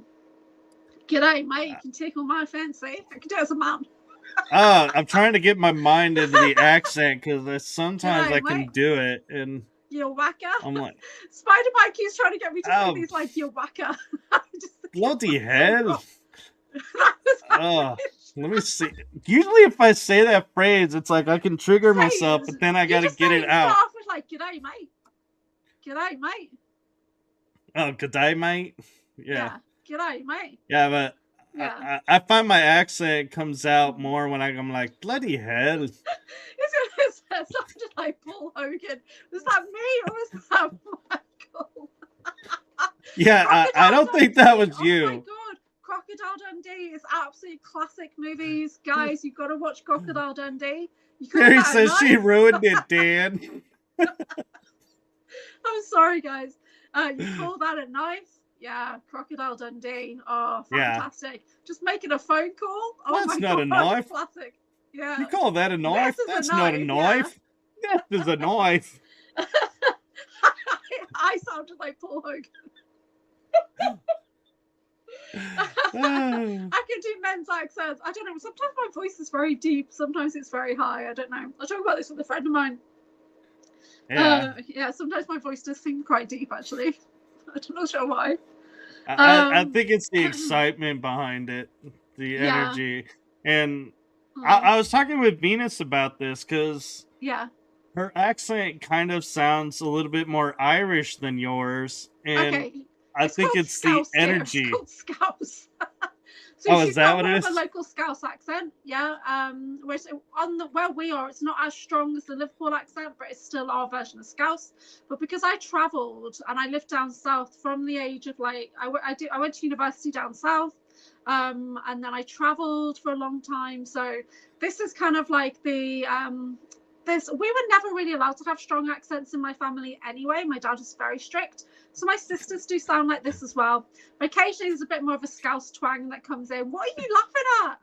I'm laughing at your dad saying you can't have accents, and I'm No, like, because he was in the oh my god. military. He was in And the we military. try so And hard. he was in the military before I was born, and then you didn't want to open your mouth. And this is interesting because when I was doing, I was refreshing my security training at the start of the year, and basically the commando that we were training with, he was from Liverpool, and he made the same kind of remark that wherever he was in the world, he tried not to speak because people would know where he was from, and then they would take offense at the Scouse accent, right? Yeah. So immediately people want to fight you, or they want to insult you, or whatever, if you've got that strong Scouse accent from Liverpool. And so I can do it, but I don't have it. If I get mad, then you'll hear it come out.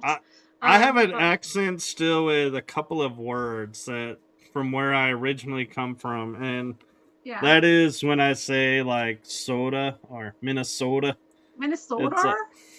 Minnesota. Wizard Rekus is in Minnesota, I think, but he doesn't sound like it at all. It's not like Minnesota. Gonna drink some soda. Drink some soda. Soda. My favorite though is we have a word that means a drink, but it also is a effect, and that is pop.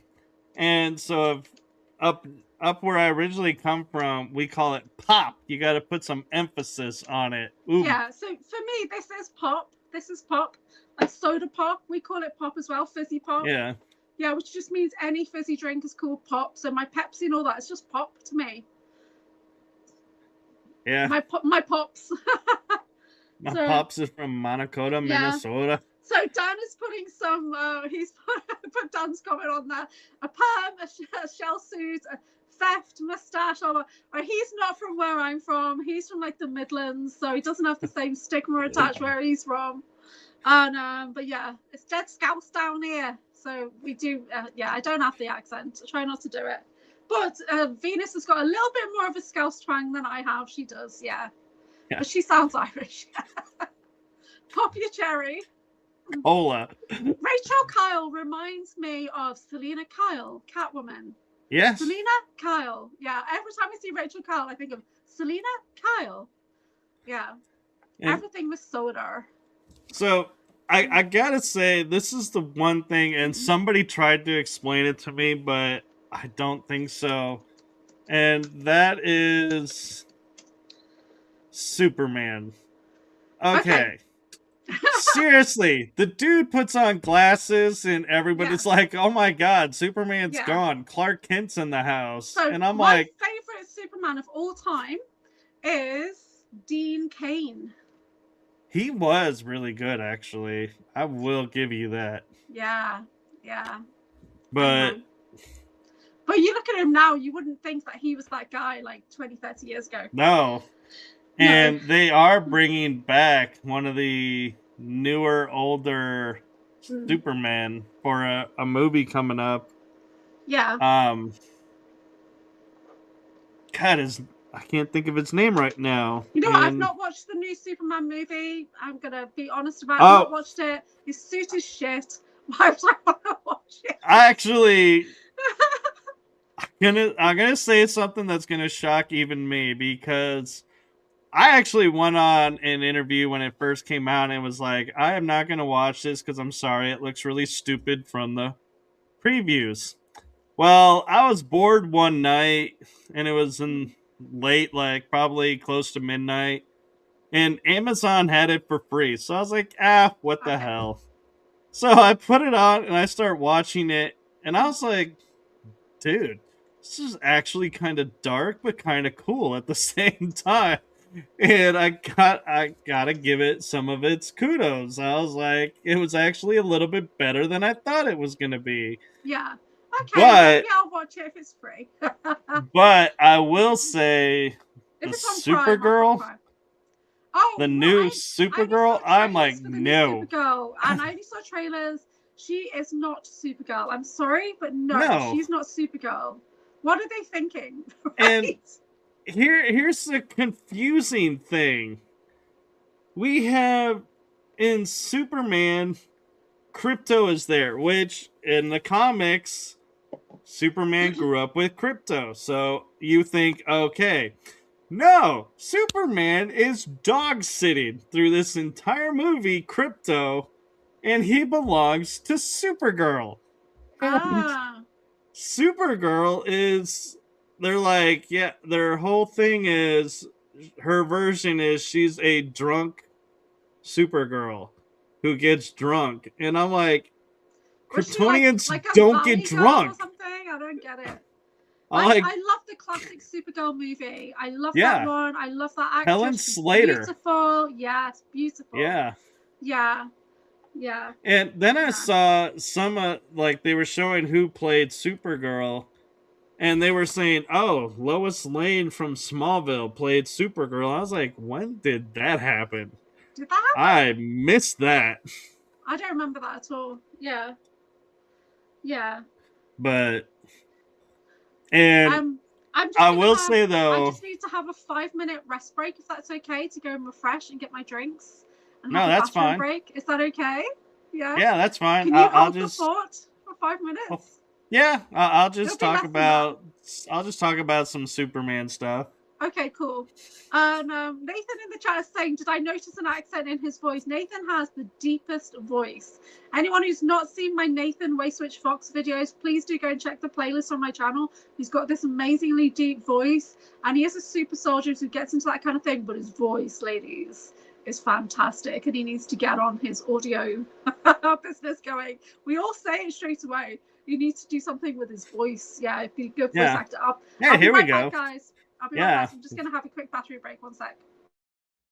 So, yeah, Woo, I'll take questions, but one of the things that's I found really interesting was Nicolas Cage actually appearing as Superman in the version where Spider-Man has to fix the multiverse. That was kind of interesting to see a glimpse of all of them. And so, yeah, let's see. Mikey, can you tell us an experience you had while on ghost research at a haunted place? And what superpower would you choose? And how about the women in Captain Marvel? So, okay. Starting with, this is going to take probably more than 5 minutes, but what the heck. I will share with you one of my favorite paranormal moments, experiences that I had that I'm actually going to be presenting at a conference. I will give you all insight into. And it is a location that was known originally as a haunted forest. And I am dubbing it now the Dimensional Forest. This forest, when you step foot on it, moonlight shining down does not light up water.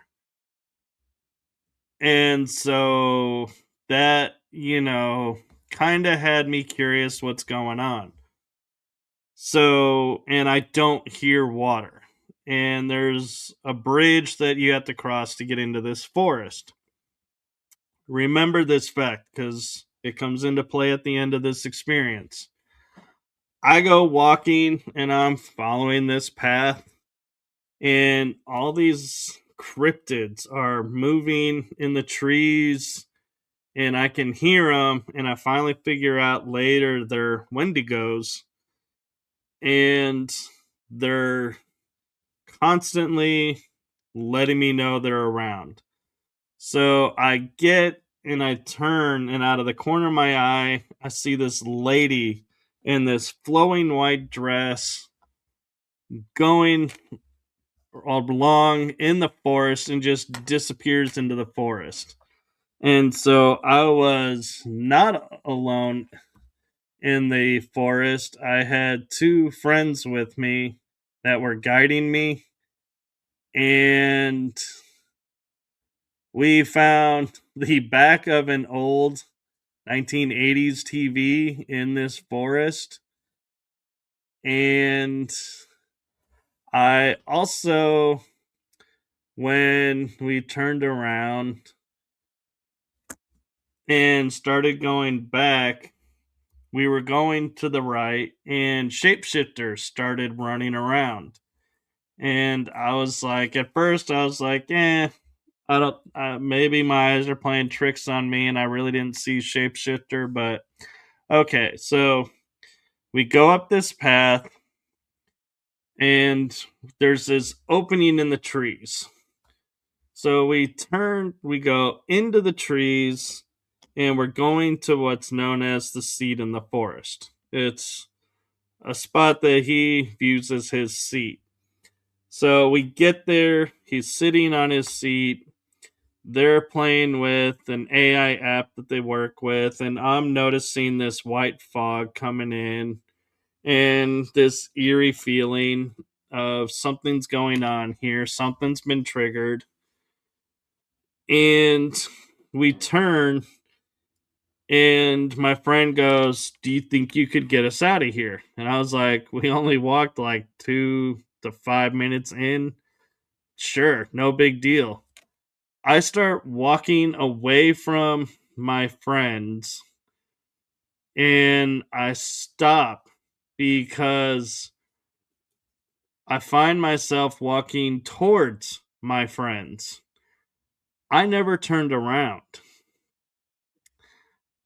I was walking in a straight line, and all of a suddenly, I have done a 180 and going back where I started. So I stopped myself, realizing this, and was like, what's going on? And so adjusted myself and start walking, and I'm constantly having to make these little nuance adjustments, and we end up walking out where we entered.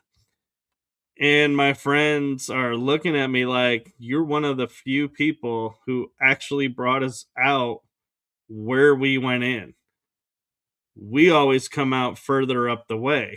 That's interesting. And I was like, yeah, that is interesting. So we're walking along this path, and on the left side of me is this bluish aura pathway where you can walk into the forest. It's like a little carved path that's there. And it's interesting because it has this the blue glow, which, if you're familiar with Star Wars, you'll get this reference. It's the glow that the Jedi have, that have passed, and they're in the form of the Force, shadow of themselves. So I walk over to one of these openings, and my friend goes, "Do you want to see something cool?" Turns the flashlight on, completely covered. There is no path. Turns the light off, the path reappears. I'm able to walk through this path, not touch a single branch, and they turn the light on, and I'm on the other side of these branches. Explain to me how that's possible. That you can walk through solid branches and yet not touch a single branch.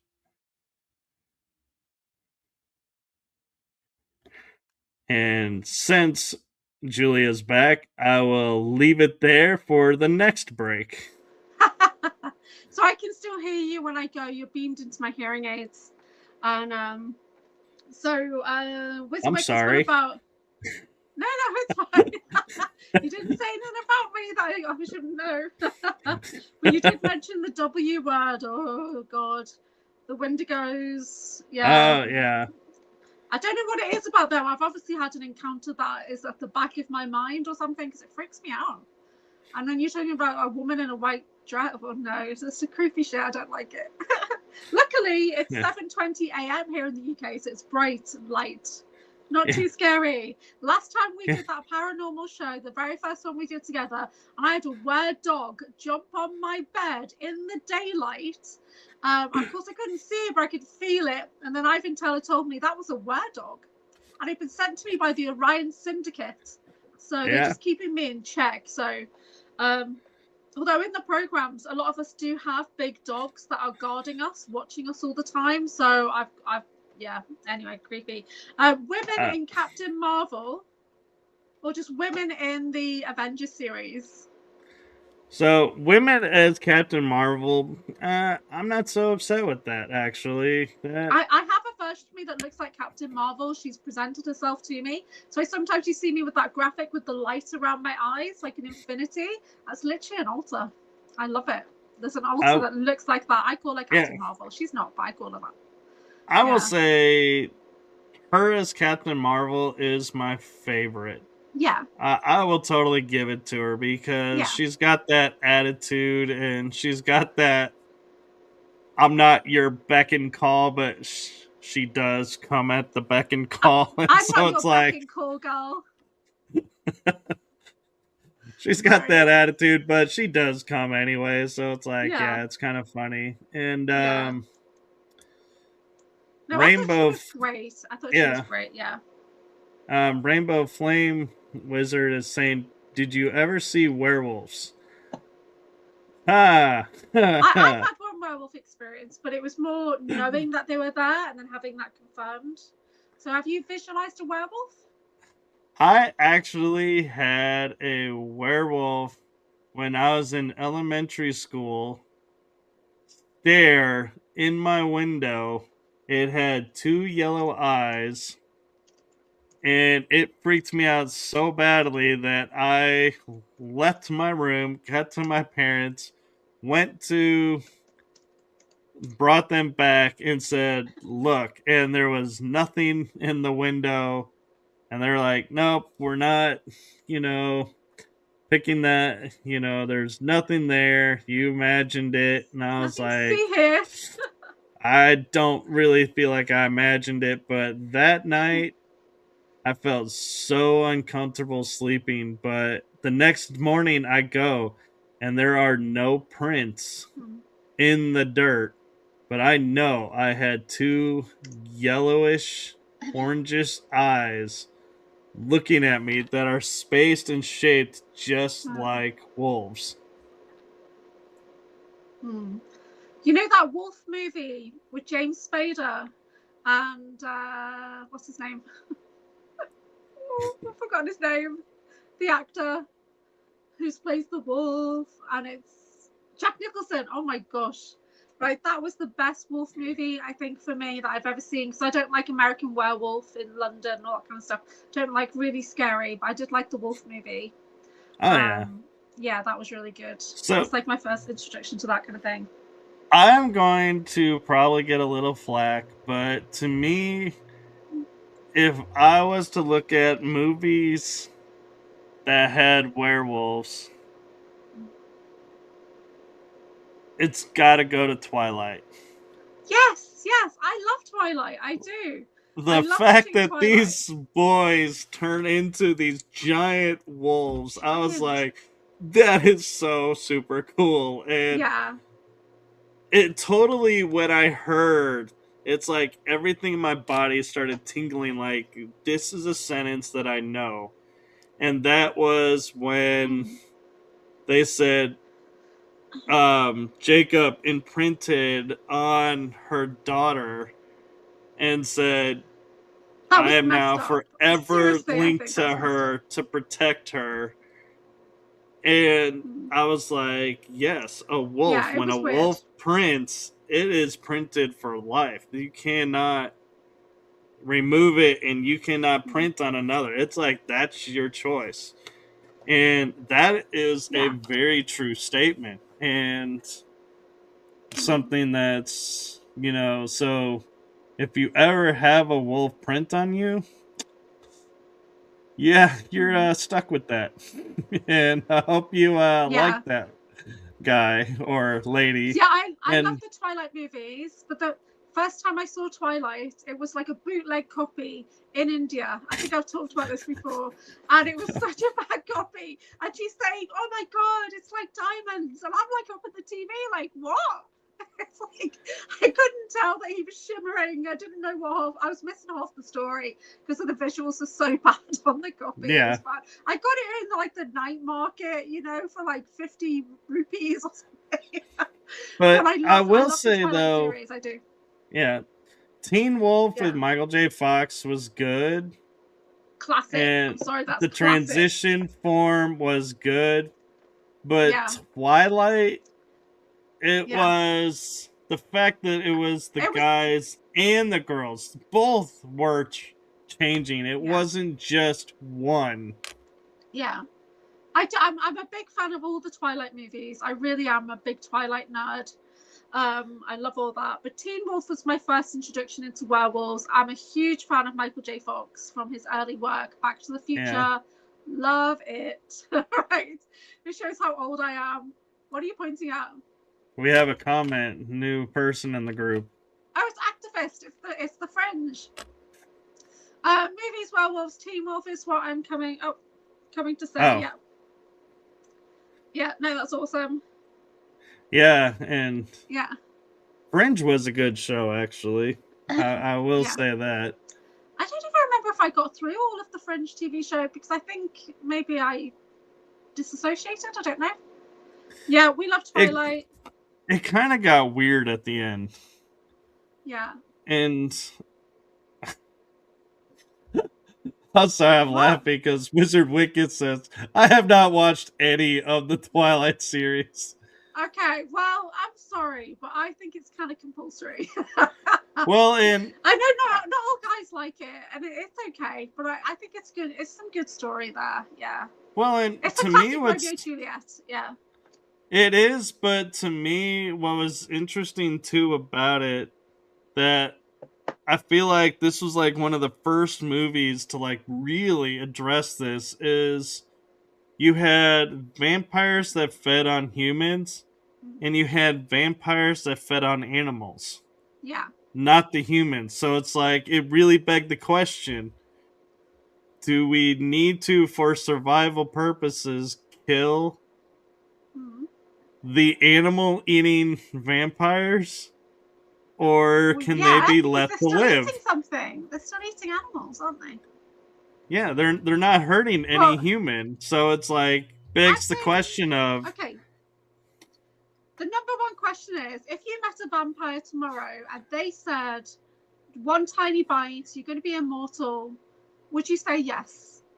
No. Why? I discussed this on an interview, and I've given this some serious thought.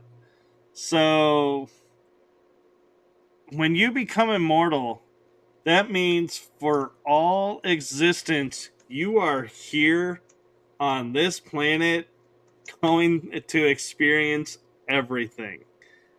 And so, when you look at it, when you look at it, every person that you grow to call friend or family is going to die, transition, ascend, evolve, and you are going to stay as you are. You can't evolve. You can't ascend. You can't leave. You are forever entwined to this planet, which means, as crazy it is now, that's going to be your reality every day for the rest of existence. You cannot die.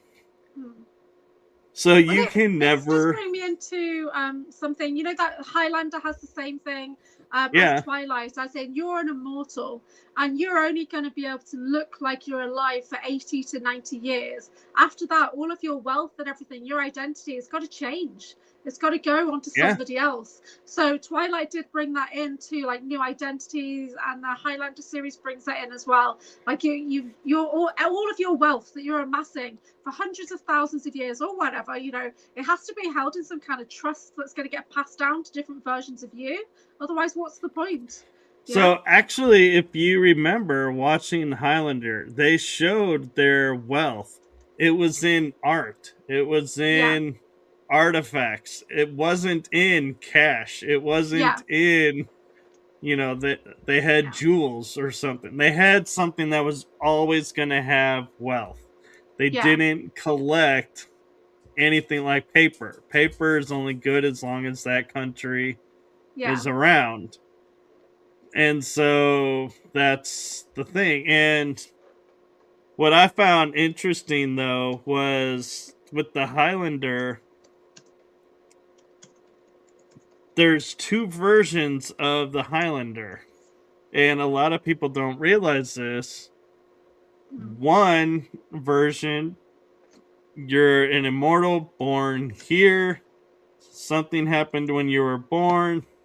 You had a tragic death. The gene activates. You're forever here until someone takes your head.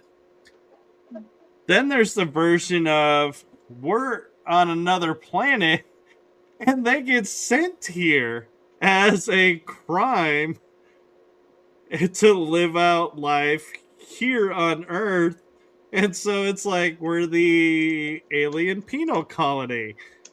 But because they're here on Earth, they become immortalized. And you can only, kill them by taking their head. But Henry Cavill, that's who I was thinking of. Yeah. Is revising his Superman. But here's the thing that people miss, that is the difference between normal immortals and the Highlander immortals. When you take someone's head, you take their memories, you take their essence, and you have to process this and merge it with you and make peace with all of that. Otherwise, it can totally change you and you can go mad. They actually showed. There's a phrase in my head and I've got to get it out. There can be only one. Right? Yeah. I've got to say it. And okay. One of the best. Bruce just said it. Yeah. Yeah. And sorry, carry on. Sorry. The two most important moments in Highlander history to me was the movie where Duncan had to take Connor's head to be able to take out the villain of the movie, Endgame. And that was such a touching moment because it's like you could see how their friendship was so important to them, and they were like, you have to know.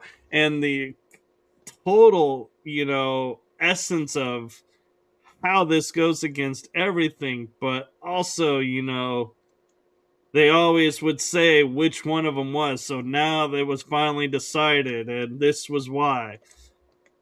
But the other one is in the series. Duncan takes on a protege, Richie, and in a delirious state, drugged state, takes Richie's head. Wow. And is totally warped. He turns his back on everything he believed in, and he was like, nope, I am not, gonna be the good guy anymore. I am done with this or that. And they all had to help him bring peace to the fact that he took his friend, his protege's head, and restore him so that he could go on. And how did he restore him? no, he didn't restore his friend. I mean, it Okay. restored Duncan to Okay. his normal Highlander self. Yeah. But to me, though, the funniest moments in Highlander history were the Mythos and Duncan conversations. Those were like epic because you have Mythos, which is BC 4,000 years old, talking to Duncan, who's like 400 years old. And Duncan's like trying to tell him how to be an immortal. And you got this other guy that's like, dude, I've been doing this for a lot longer than you. You got to snap out of this. And how he's learned how to blend into humanity and disappear and everything. But yeah, and Assassin's talking about talking about Assassin's Creed. Yeah, I actually I do. I do. I loved that movie, and yeah, there, and I will say, being in that chair, and I know it's like he gets ripped out of the chair and he's floating in the air, and his body is memorizing all these moves and everything that they did. To me, it was like watching that. I knew the second they started that, I was like, you guys are fucked. Because I was like, you are teaching him how to move like his altar. Yeah. He's not gonna forget this. You're training him to do this, to get your answer to where something is. You have created your worst enemy. And the only thing that I will say in this movie that kind of I never understood was why they had to wait for him to come in, get activated, for the rest of everybody to activate and do something. I was like, dude, you guys have been going at this. Yeah, but it's like with us, isn't it? There's pieces of the puzzle.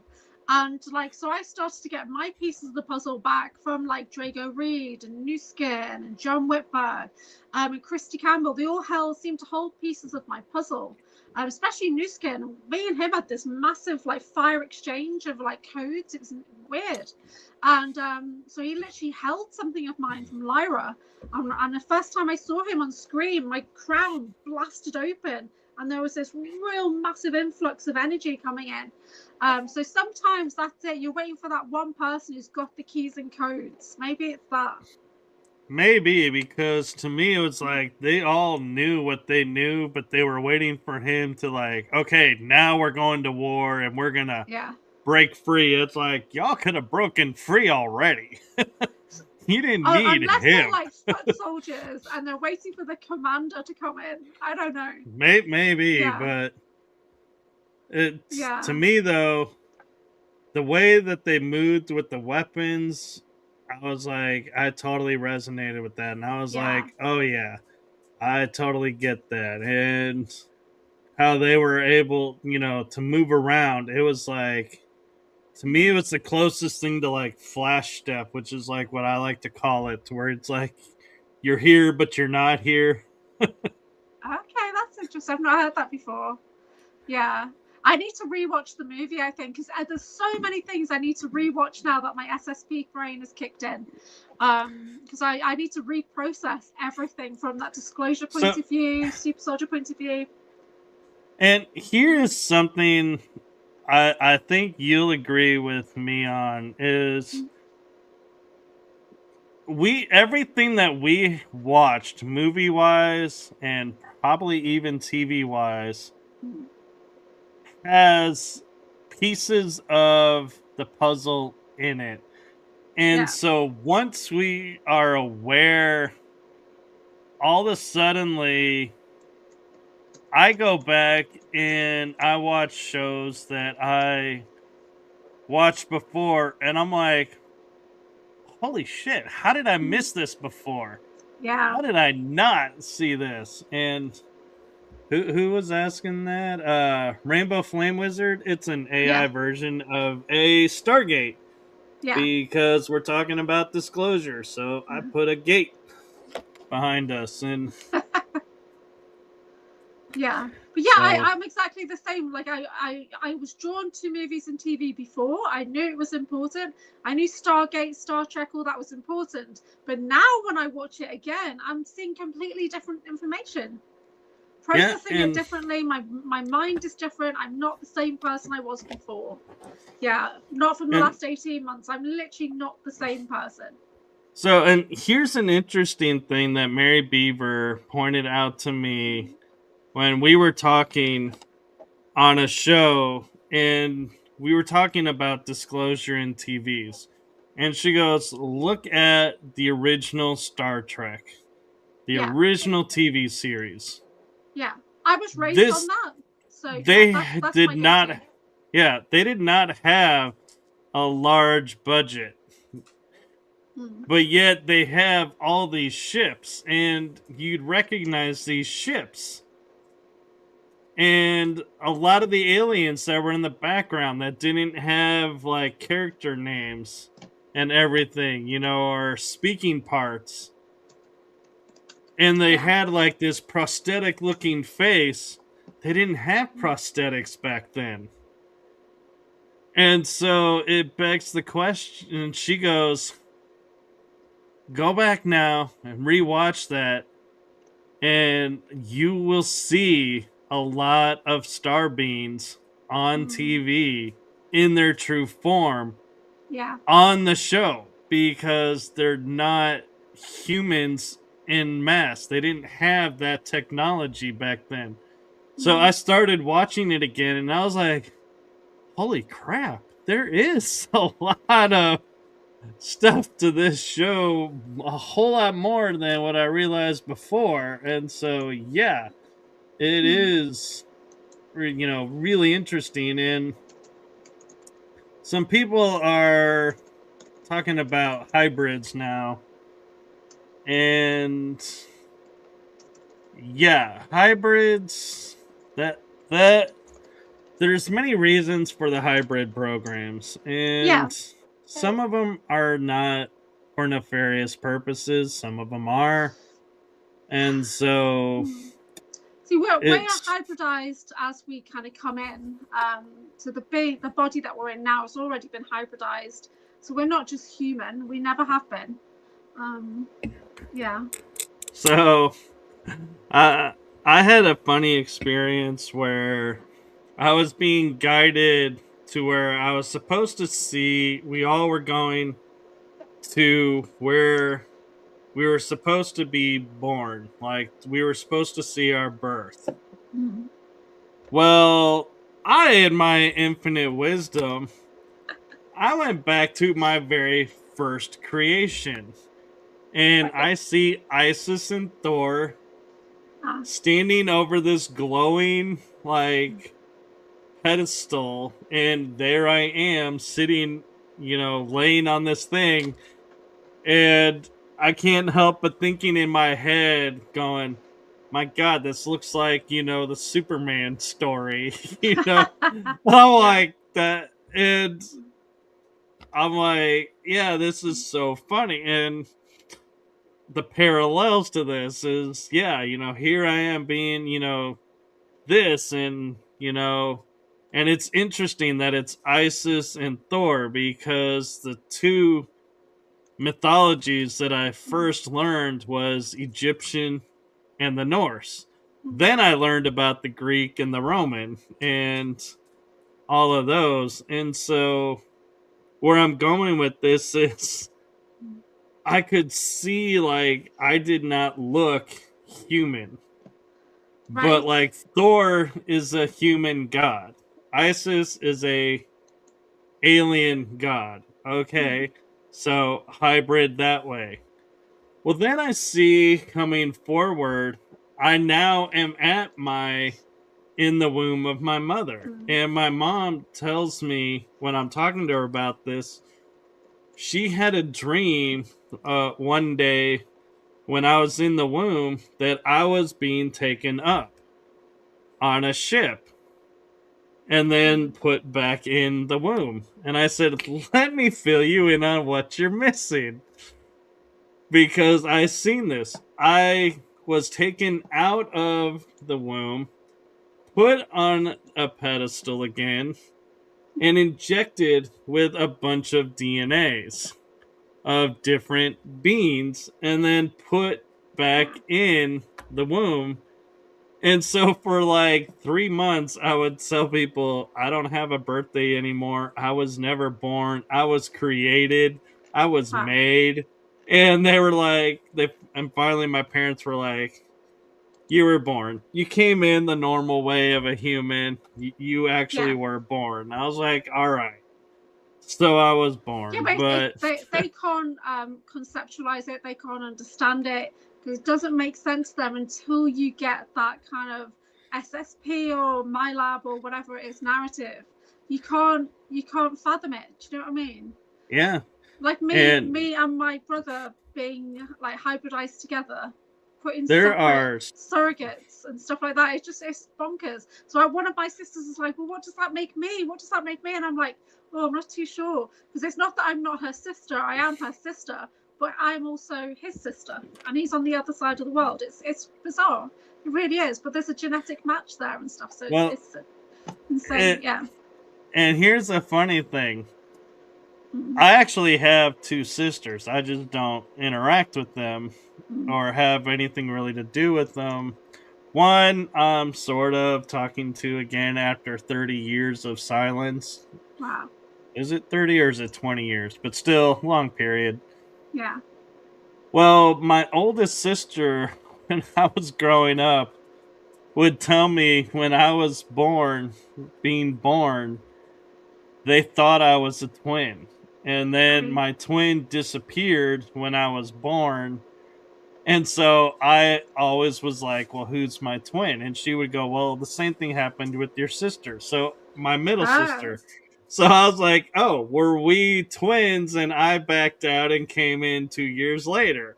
Yeah. Is that, what happened? Well, now that I know of my twin, your Wonder Twin. It's like I can't help thinking. You do shows did with your my Wonder sister? Twin. What's her name? Your Wonder Twin. Erica Amara. Is that right? Amarina, yeah. Amarina, sorry, yeah. Okay, yeah, that's cool. But yeah, and so we, I can't help wondering, did my sister know? Yeah. That I had a twin somewhere else. How did she know?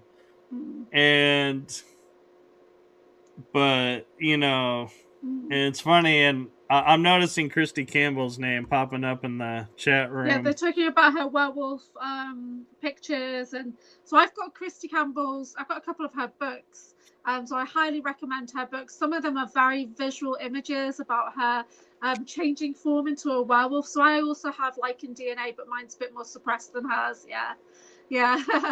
So we've all got a bit of everything in us. Yeah. Christy Campbell, we talk about this, and we kind of like laugh about this, and it's apparently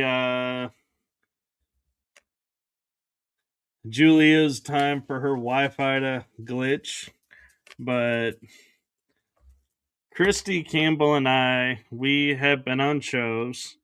We talk about wolfing out and appearing and helping each other as wolves. And so it's like really kind of interesting and nicely validated that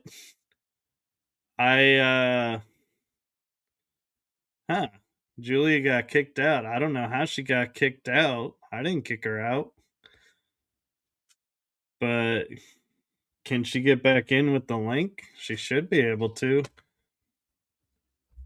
But yeah, it was just kind of wild and interesting that she's like one of the only few people that validates when I say I wolf out and help, that she's like, yeah, I've seen it.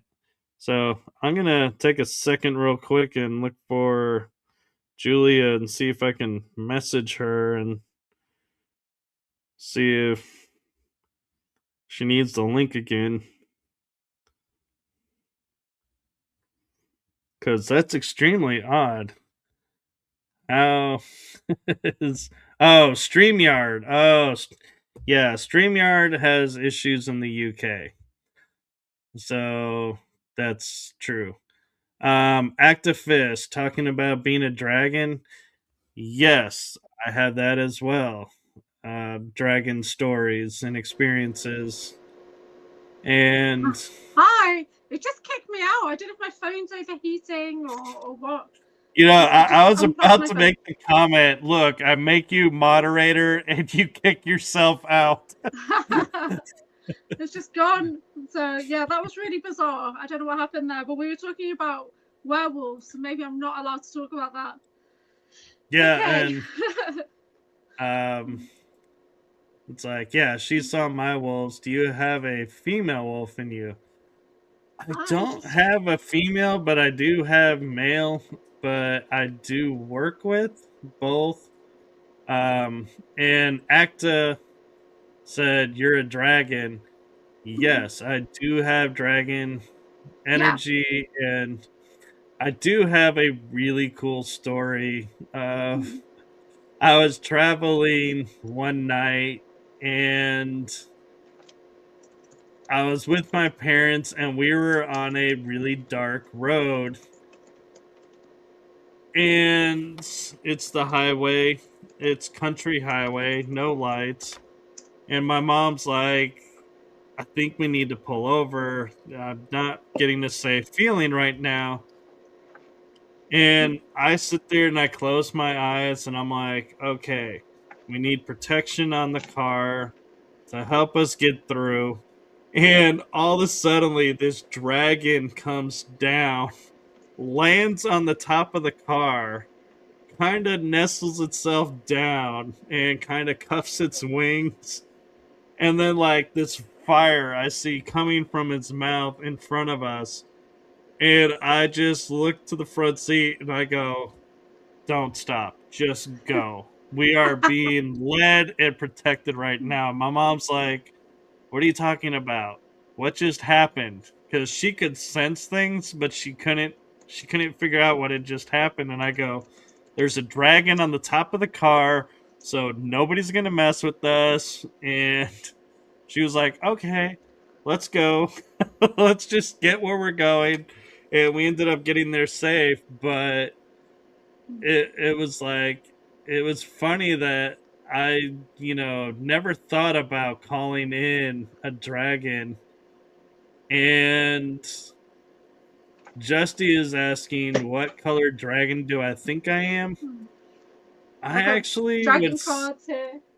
yeah, I would say either purple or iridescent, because those are the two colors I resonate to the most. I've seen myself and I've been seen as a golden dragon. I'm an original dragon soul from the void. So golden dragons kind of monitor that line between light and dark.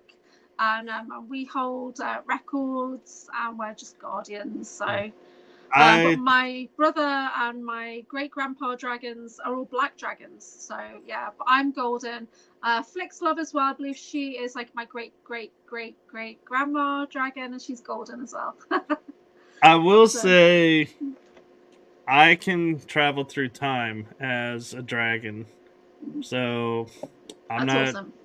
sure if that, goes to a specific color, that skill, Yeah. but I have it, and someone's pointing out that Spyro was a purple Spyro dragon. love. Jason put a joke in, and I didn't get it at first because I'm very literal. I don't always get jokes. And he put his dragon his feet. So I thought he was just talking about Mr. Kitty's at his feet or something, like his little cat dragon. Oh, I saw that too. Yeah. As well, but he's like dragging his feet. So I got it at the end. I'm sorry, guys. Oh, I get it now. I'm too literal. I really am. You know, things just go right over my head. I just got it now that you said that. It's like, oh, yeah, I got it. Puff the Magic Dragon as well. There's another one. We've got plenty of 420 Puff Dragons in the chat. What I was surprised, though, to learn about is a lot of people don't know this, but Puff the Magic Dragon actually is an anti-war song. Really? It was in the 60s, designed to be speaking out about Vietnam and everything. And I was like, I had no idea that's where it came from. And I looked it up, and that's exactly what it is. And I was like, and I started looking at a lot of songs, and so many of them are anti-war songs. Okay. But nobody ever figured it out. Yeah. It was like we were listening to coded music and we never knew it. Of course. Coded music is a big topic that John Whitberg gets into because like all the Montauk and everything's all encoded. And I started to talk about this topic with Pink Bella like 2 days ago. We even started to look into music from like musicals, you know, like Wicked and the Mamma Mia and all that, but we came out that ABBA is good music. It is encoded with positivity, so that's refreshing. Oh, good, because I like ABBA. I like ABBA, yeah. I get so annoyed every time I get to liking something, and then somebody comes out and they're like, "Oh my God, this is horrible. These people are," and I'm like, "Really? You just ruined it for me." Yeah. But there's so much Imagine Dragons. It's like, Imagine Dragons I like. And then there are some that are saying like, oh yeah, they're this, and some that say, no, they're good. I'm like, yeah, please be good. Please stay on the good list. Yeah, I work a lot with dragon energy. I work with dragon cards. I call in dragon elementals all the time. And this is how Pink Bella and I got connected, because the dragons literally connected us. And she was sitting in Canada thinking, oh, it'd be really nice to connect to someone in the UK. And I'm in the UK thinking, oh, maybe I should message Pink Bella, right? And see if she'd like to come and do a show with me. And now we've got like a regular galactic disclosure show that we do, but the dragons are a big part of it. So she works with like water dragons and everything, but I was working with ice dragon because I work with fire and ice with the violet flame, and it has an ice aspect to it. So she starts to work with ice dragons now, but she was working with copper dragons, and I'm like, ooh, need me some copper dragons. So I've been working with those now, which are pretty awesome. Yeah, like amplification for ascension. It's been really good. And ice dragons lately, when I think about them, I do think of them on the poles, and they're literally just sitting there waiting, like monitoring what's going on the planet from both directions. It's quite interesting. Yeah, and as much as we're into this marathon, I am actually shocked. I just looked up at the clock. Yeah, we are almost 2.5 hours in. It does not feel like 222, isn't it? Almost. I know. I'm looking at that and going, there's no way we have been over 2 hours already. Yeah, I had my break at the 90-minute mark. I did have a little rest and go, and I had something to eat because it's early morning here for me. It's 8 a.m. nearly.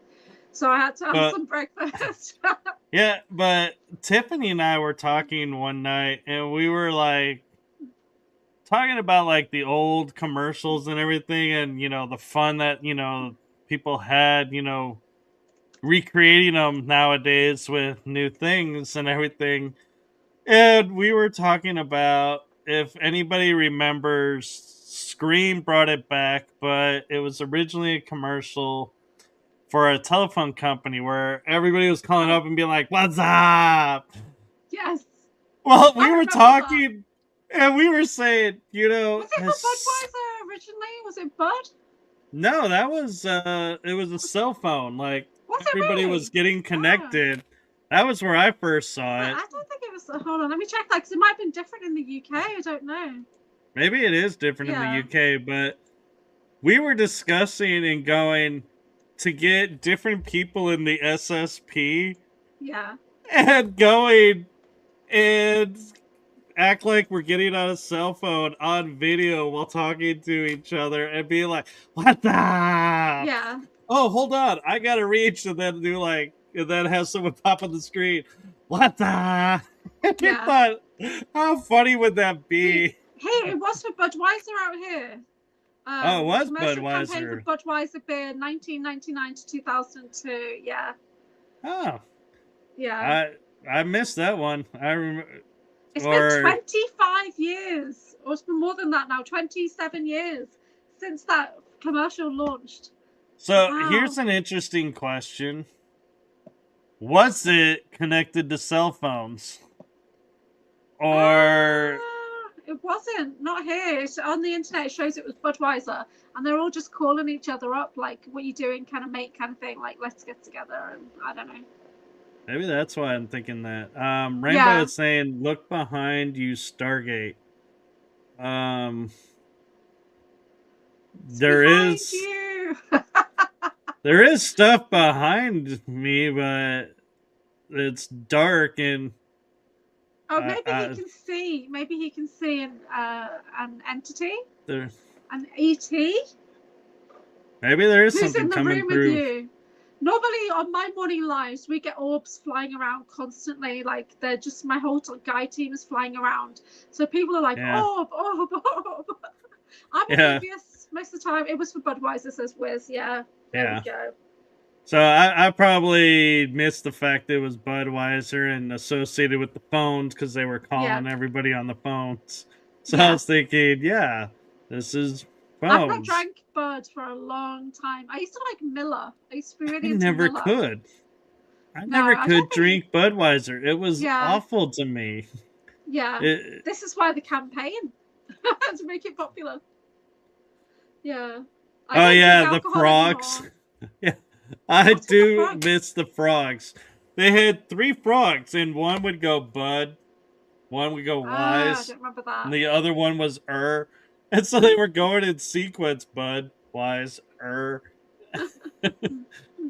was kind of cute. Commercials aren't what they used to be, says Woo Rider, and that's true because they don't have jingles anymore. Do you remember how good jingles were? 60s, 70s, 80s jingles were fantastic. Oh yeah. I was talking to a friend the other day about the City Slickers movie. What was his job? He was a jingle writer. That's what was his job for like a radio station or something. Yeah. Same thing with Full House. John Stamos' character was a jingle writer, wasn't he? Yeah. Or was it the other? I'm not too sure. But one of them was. I still remember some jingles. I do. I used to, when my son was small, because I couldn't remember all the nursery rhymes, I could remember jingles. So I used to sing jingles to him. Yeah, Who's your brother?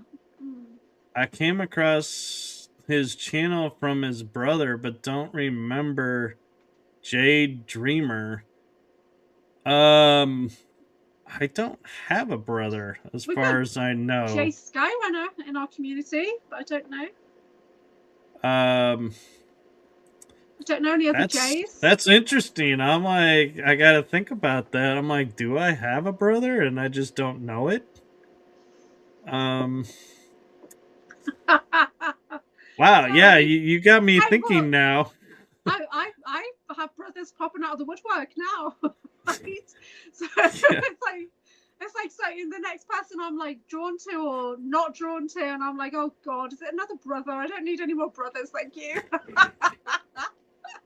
Although shout out to Drago Reed, he is a badass super soldier brother. Oh, he is. Yeah. He's really cool. Nuskin and I have connections back to Lyra. He's a pretty badass brother, but I'm not as connected to him in this life as I am to Drago Reed. We are very connected. Yeah. Yeah. Rainbow Flame Wizard says, I was me behind the Stargate. Waza. I'm in the house, you know.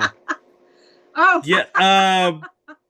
That would be really interesting because I have so many layers of shielding on my house. If you were actually to get into my house, that would be quite an amazing feat because I got some really heavy layered shielding that I don't even know how people could get through. I have a hard time sometimes getting through it. And I'm the one Yeah. who created it. You can't get through your own protections. Sometimes it feels like that. It.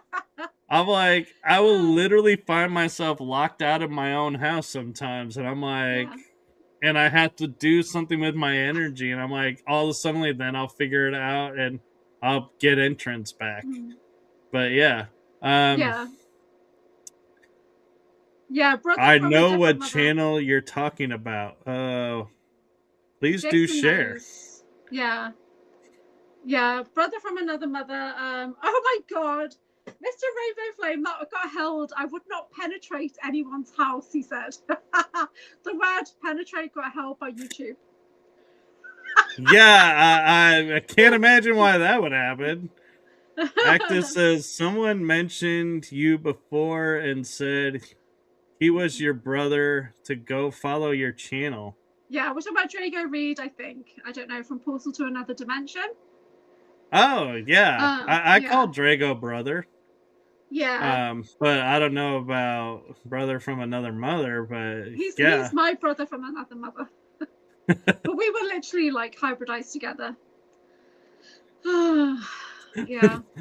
Yeah, that Jake from State Farm. That's what he was saying. No, Jason. On your side. Jason says, did Jake from State Farm tell you to say that? Yeah, they woo. The best part of waking up is Folgers. Is it Folgers or Folgers in your cup? Folgers. Folgers. We're doing jingles now. See, there's one out here. I don't know if you've got the same brand. I always remember Super Fresco, and it's like a wallpaper brand. And it's like, what goes up must come down. Super Fresco makes it easy. It's by Graham and Brown. I always remember that because it was so energetic. Yeah, it's so cool. I don't recognize that one, Sesame but Street. Sesame Street is major programming. Oh my God. Okay. That Sunny Day song. Yeah. I have such an interesting story about this. I have no memory except for the character Bert and Ernie of Sesame Street.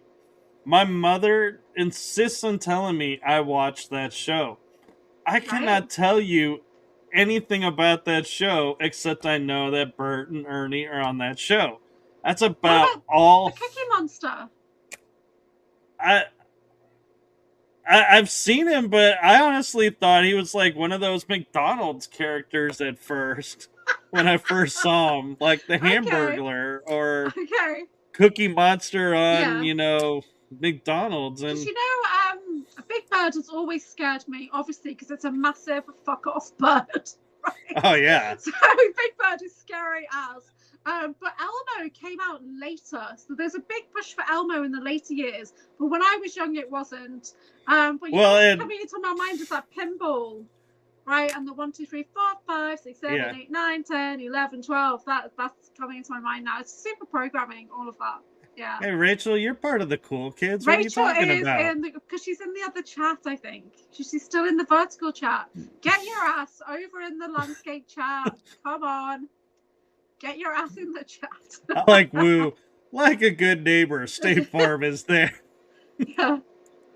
Oh. You know, there is one insurance company slogan I'm kind of laughing that nobody has brought up to me that has been like the most programmed and the most almost inappropriate, and that is Allstate, where they're like, you're in good hands with Allstate. I'm like, what exactly are you trying to say here?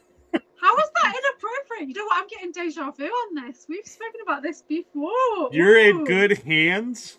Yeah. Yeah, so, the Oscar Mayer... you're in someone's hands, Julia, by being with Allstate. Whose hands are you in? It's creepy. I don't get it. I don't get it. Maybe you might get a show sponsorship this way. The Oscar Mayer Wiener ad? So we don't have that out here. It's very different. I only know things from like TV shows. So, you know, like, or from movies. So Ghostbusters. They really talked about the Oscar Mayer hot dogs and that, I think. Yeah. Is that right? Yeah. So I'm very Americanized with my movies and TV shows that I kind of raised myself on, like Roseanne and Cheers, you know. I raised myself that way.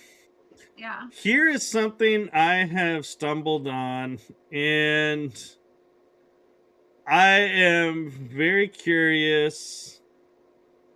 Everybody in the chat room, and you, Julia, if you guys had this in the UK, but I have started watching Smurfs again on TV, and I watched it growing up, and I am completely shocked every time I watch it now because there's a theme song to the Smurfs. I do not remember there ever being a theme song. I know the music would play, but I don't remember there being a worded intro song. Something's trying to play in my mind, but I can't make out what it is. But yes, there is a Smurf song, yeah. I was That's like... Weird. And, you know, and I'm not gonna, you know, and I'm not talking about the fa-la-la, you know, Smurf, you know, this or that. I'm literally meaning, like, there's like an intro song to the Smurfs, and I'm like, what? I don't remember there ever being an intro song. And it's like, am I in a, you know, Mandela effect because of that? Or does anybody else, you know, I'm curious, not remembering that. Can you sing it for us? No. Sorry. But where's the theme song popping up? Opening credits theme song. Actually, Wizard, you are wrong. I hate to do this, but Smurfette was not the only female. There was a grandmother Smurf, and oh dear, there was like 2 little girl Smurfs. Activist has done it now. She's only gone and talked about Fraggle Rock, and I'm sorry, it just comes into my mind as soon as anybody says it. I start to hear da da da da da da da da da da da. I can't do it. I am loving the synchronicity of this because I have literally just started 2 days ago watching Fraggle Rock on DVD. The entire series. Dance your cares away. Worries for another day. Yep. I'm like, I loved Fraggle Rock, and I got it on DVD. Yeah. And I'm like, I can't not have the music in my head. As soon as somebody says Fraggle, boom, it's there. Yeah. Yeah. It's major programming. But yeah, Fraggle Rock and Muppets. Yeah. But I know this one, Rachel. That was dinosaurs. And it was the baby dinosaur would always go and say, not the baby, not the mama. I remember it saying, here's the baby. I don't know that it actually said that. Baby. I remember it saying, here's the baby. Am I just getting that wrong? I don't know. Not the mama. But there was not the mama. I remember that. Yeah. I remember it saying, here's the baby. They could have had both. It could have been both. Timeline? I don't know. I used to like that though. Yeah, I used to like that a lot. All the weird stuff we used to watch. I don't know, man. Yeah. I'm like, I'm getting confused now in the chat room. Any questions in the chat, guys? Let's reframe our topic. Because otherwise, I'm just like ding, going in different directions. I like Terry's. I'm the baby, gotta love me. Yeah. And that's how he would say it too. It's, I'm the baby, gotta love me. Yeah. But I will say, Sesame Street as it goes really messed up when it tried to bring one of their characters to the toy world with the Tickle Me Elmo. It was like, yes. What were you thinking calling it that and going, this sounded like Yeah. a good idea. I'm like, Yeah. what? Yeah. Yeah, that's a bit sus, isn't it? Oh. Oh yeah, the Here Comes Johnny. Yeah, so John Whitberg did a movie review on that movie, which is called The Shining, and Yes. it is a big eye opener. Oh my word! There's There a lot was of two. MK Ultra programming. Yeah. I did not know there was two until much later, and went and watched it, and I was like, "Holy crap!" Yeah. Oh, Jason's apparently giving a link to people to find us. Apparently, Okay. people are disappearing in the chat room. He's probably on the other one. He's trying to bring them into the main chat. That's all. Because we've got 11 people watching on the landscape one. I'm not sure how many people are watching on the other one. I got 17 watching on StreamYard. Okay, so there's like it gives me a breakdown. I got 14 watching on the Michael Kopf, and 2 people now, 15 now on Michael Kopf, and 2 on X watching. Yeah. But on X, we're on X. Yeah. Oh yeah. Shout out to everybody on X. Thank you so much. I don't go on X at all. For like the longest time, I've not been on that. So hi everybody.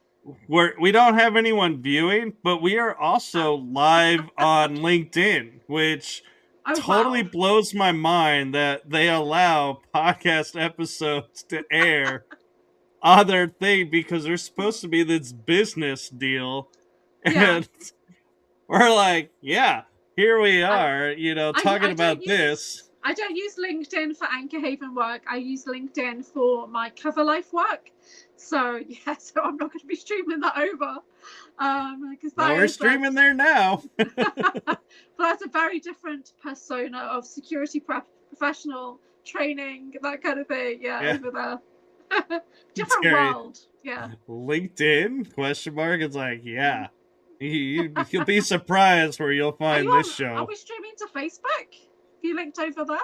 We are streaming to one network page on Facebook, and we're on 4 YouTube channels. Wow. And Rumble. We are on Rumble as well. Oh, okay. Is anyone watching on Rumble? Rumble I don't get to see. So moderated in the same way. So you guys can go nuts over there on Rumble. Yeah. Yeah. I actually had to open my phone and look at Rumble. Because YouTube is so heavily moderated by its own system, and then we're there as moderators. Rumble, you can just go nuts. You can chat as much as you like over there. Say things there that you wouldn't necessarily say here. So there has been no chat in the Rumble page. I just opened it up to look. Yeah. And what's funny about it is it goes, be the first one to comment. I'm like, I'm the host. I'm not going to be the first one to comment. Yeah. Is anyone watching on their watch? Oh, look, it's AnchorHaven on my watch. That's really funny. So what's your Twitter? What's your X? My X? Well, I got a lot of X's. But the X you're talking about. How many X's have you got? Like, jeez. We said we weren't going into the personal life here. Yeah, okay.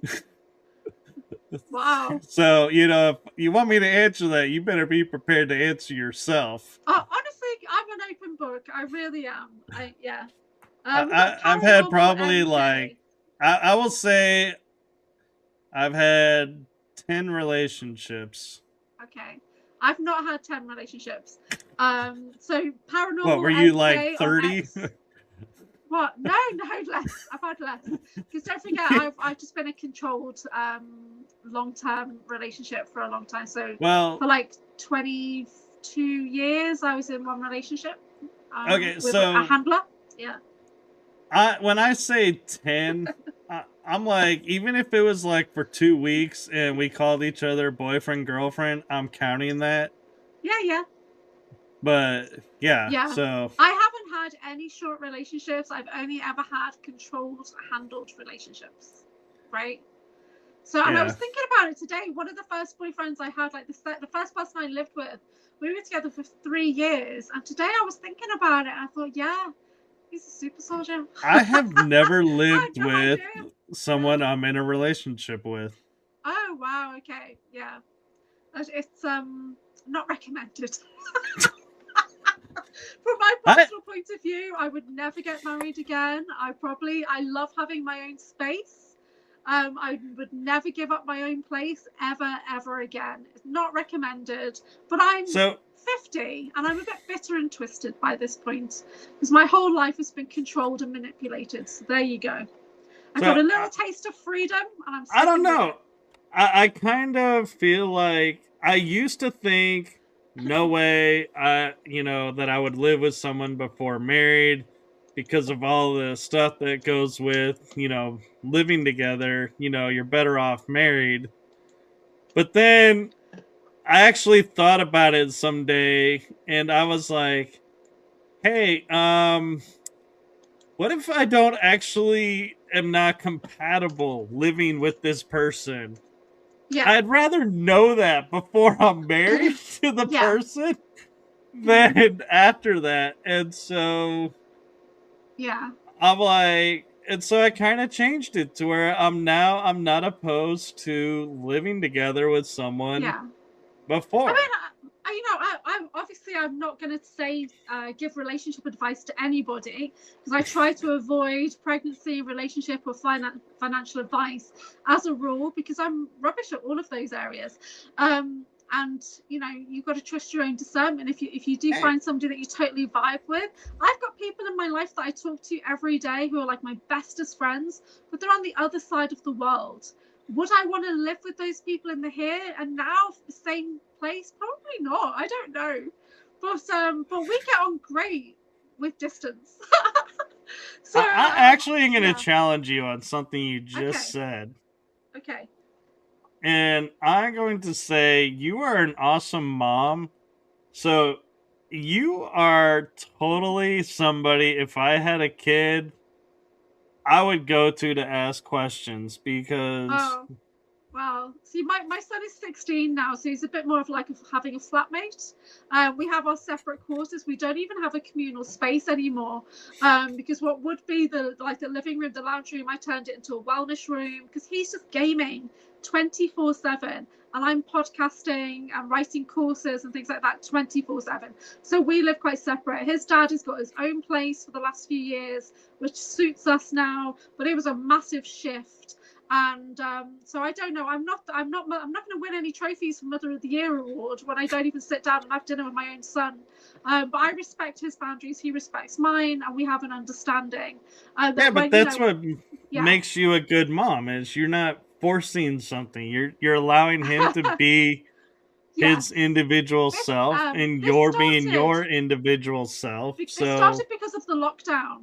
In the lockdown, he literally said, I just want to talk to my friends. I just want to be on my game. And that's how he dealt with it. So we ended up all having separate quarters. So I would be in my wellness room doing my thing. My partner at the time would be doing his thing, which would be chatting to friends in another country in another language that I did not speak. And he would stop talking whenever I entered the room and stuff like that. So just dodgy as. And then my son is doing his game, and he's he's a pro gamer now. He doesn't make any money off it, but it would be great if he could. Because he spends a lot of time on it. I've been watching the chat room, and Terry, correct me if I'm wrong, but you've been married the longest in the chat room, I think. Because was it Wickes 33 years? Yes, but Terry says 34 years, so she's got him by 1 year. So I'm kind of wondering Terry's an awesome grandma. She really is an awesome grandma. So there's so much smexy chat going on that I've had to say, guys, are we getting into a new code? Do I have to code the video because we're talking shit about something else now? Are we getting into code red or code beige, or I don't know what's going on? So it's just so much weird stuff. You're getting Like, I'm just now seeing the I'm a granny nanny. I'm like, I didn't Yeah, even see that till now. yeah. Terry's an awesome grandma. You're like Yeah. getting messages before I'm getting messages. Oh, because yeah, I've got it right here on YouTube. I don't know why. But no, Okay, and Access so has found you on X, I think. So there we go. That's good. it'll be interesting to see if chat. I have Yeah. occasionally seen chats from Rumble and occasionally seen chats from LinkedIn, but Really? I don't know that I can't respond to some of them.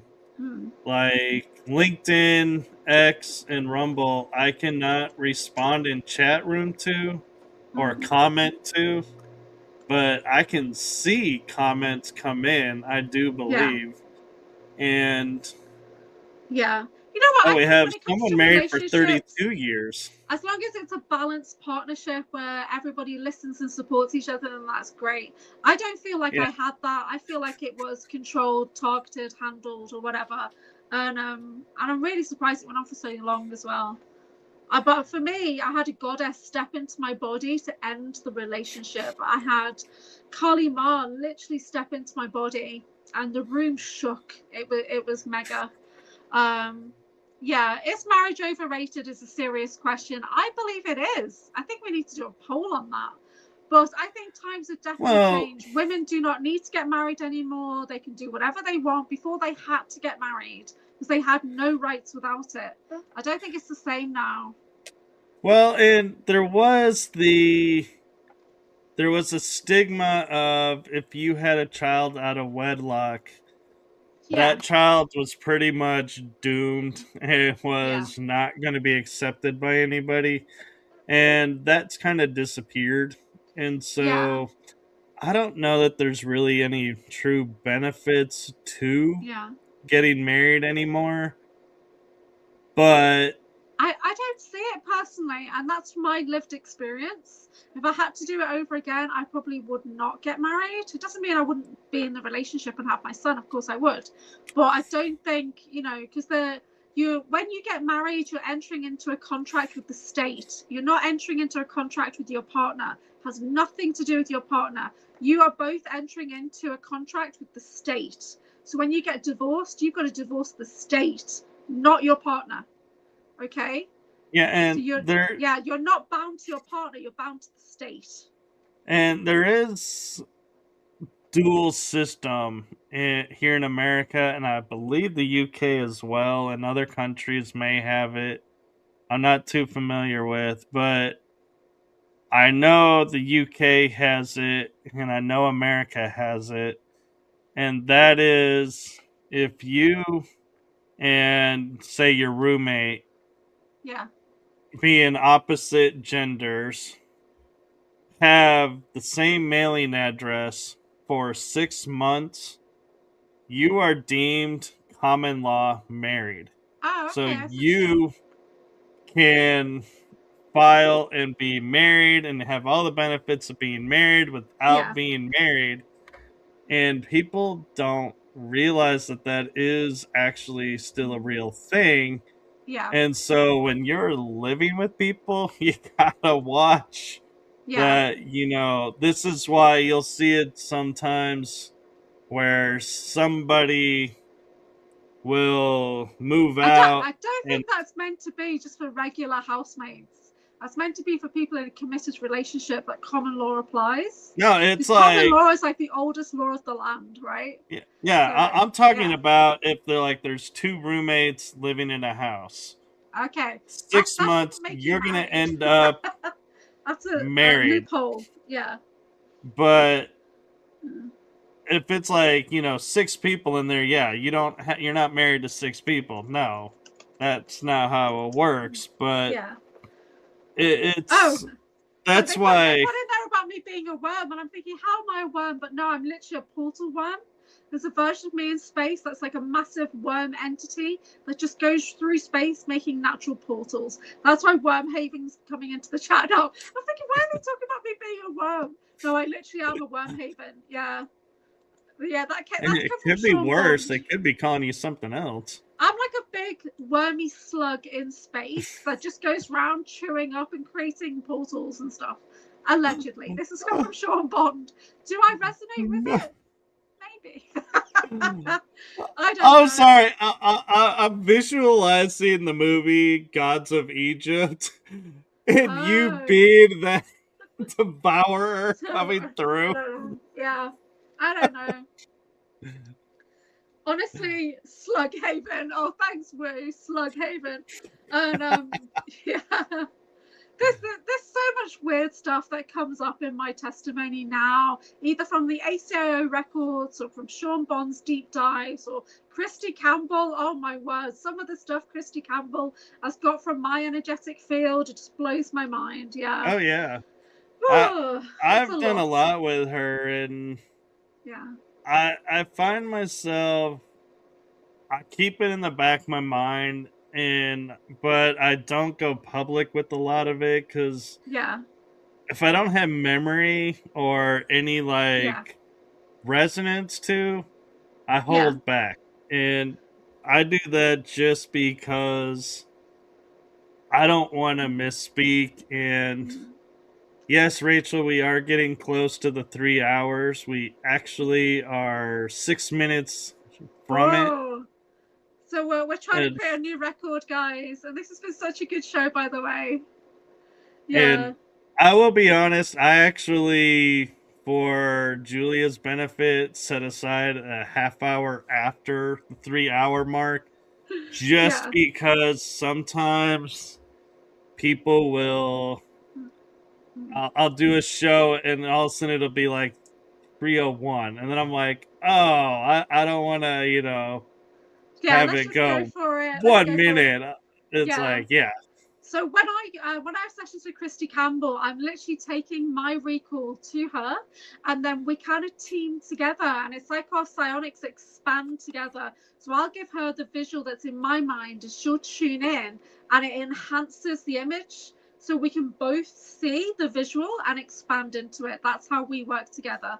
And it's similar with Sean Bond. When I go to him, I take my recall to him, and then he'll build off it in like so many different directions sometimes. But Sean and I do live vision questing, so we'll go in just with an intention to access the memory vault at the back of my mind. But to get there, we've got to quest. You have to quest because your mind has got security systems in place and it does not want you accessing that vault, omega programming and all that kind of stuff. So we go on side quests, missions, and then eventually we'll get to the memory vault and it'll open and show me something, and it's never anything you expect. It's always something really random, you know what I mean? So I will do something with Sean again soon, hopefully. So it's great to meet him in the UK. He's such a cool dude. He really is. Have you ever heard of Stephen Popiotek? Yes, but I'm not too sure, but I've heard that name. Yeah. I actually did 2 sessions with him. Yeah. And one, it was so kind of funny, is he leads me to where part of my soul shards are to a certain star tribe, and I go in and I am pretty much, I'm like, I unleash my strongest altar that has no boundaries over how, it discerns targets. It just clears the venue. Like, if you cross its path, you're gone. And so I'm in this military base, and I am like clearing my path. And I'm like, and when I say clearing the path, I mean like literally anybody that's moving around. If my altar sees you, it's dead. Yeah. And so I'm like, and I get there, and I sense the shards that I'm there for. Well, but then I start to sense there's something else there that's mine. And so I go and grab that as well.